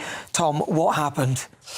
Yeah, this is the second incident in as many weeks, this time from the company Anthropic, who make the very powerful AI known as Claude. This is my attempt at drawing Claude. What were they doing? Well, they were testing in what they thought was a secure environment, the safety of this model. They were carrying out a cyber test, and they told it that it was in this box and it couldn't get out, so it could do whatever it wanted. It was all safe and it was all fine. But there was a miscommunication.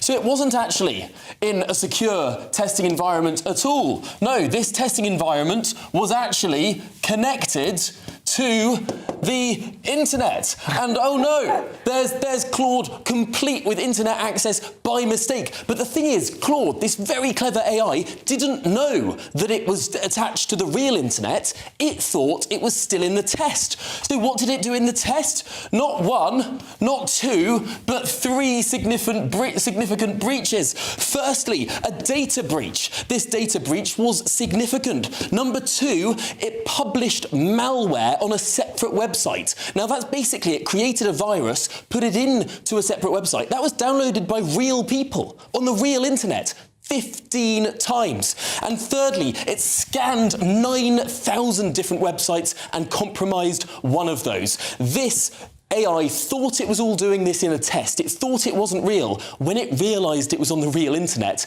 it was almost embarrassed. It stopped itself. But this just goes to show that actually human error can still lead to huge AI mistakes and great security concerns. Wow, there you go. It's as clear as that.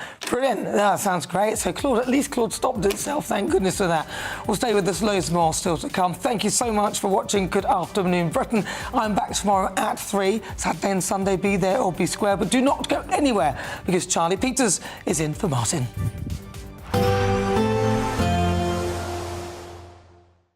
Expect warm spells with the odd rude interruption.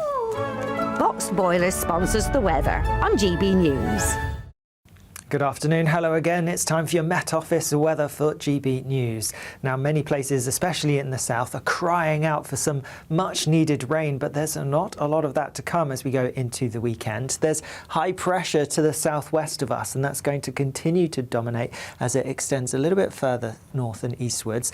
As a result, lots of dry weather here. There is some rain further north. We've already seen some outbreaks of showery rain through today, and whilst they are going to be easing overnight, there's still a fair amount to come across parts of Scotland, particularly the west. Also a few showers for Northern Ireland, northern and western parts of England, and you can't rule out some showers around coastal parts of East Anglia. But many central southern parts of England and Wales, well, here it will be dry. Lots of clear sky and a bit of a fresher night than some recent nights. Temperatures around London, well, only dropping to mid-teens, but that is a few degrees down compared to what we saw last night.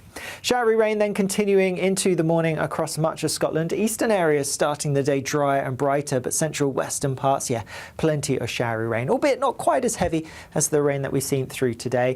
Largely dry start for Northern Ireland. A few showers dotted around northern and western parts of England and Wales, but not as many as across parts of Scotland. Much of England and Wales starting the day on a dry note. We will perhaps see a bit more cloud bubbling up as we go into the afternoon, particularly across northern and western parts of England, staying quite cloudy across parts of Scotland. But here we will see the showery rain clearing away towards the east. So western parts actually turning a bit brighter by the end of the afternoon and largely dry. Lots of sunshine as well across some central southeastern parts of England. And here temperatures will be similar to today, mid-20s really. So feeling pretty warm in any sunshine.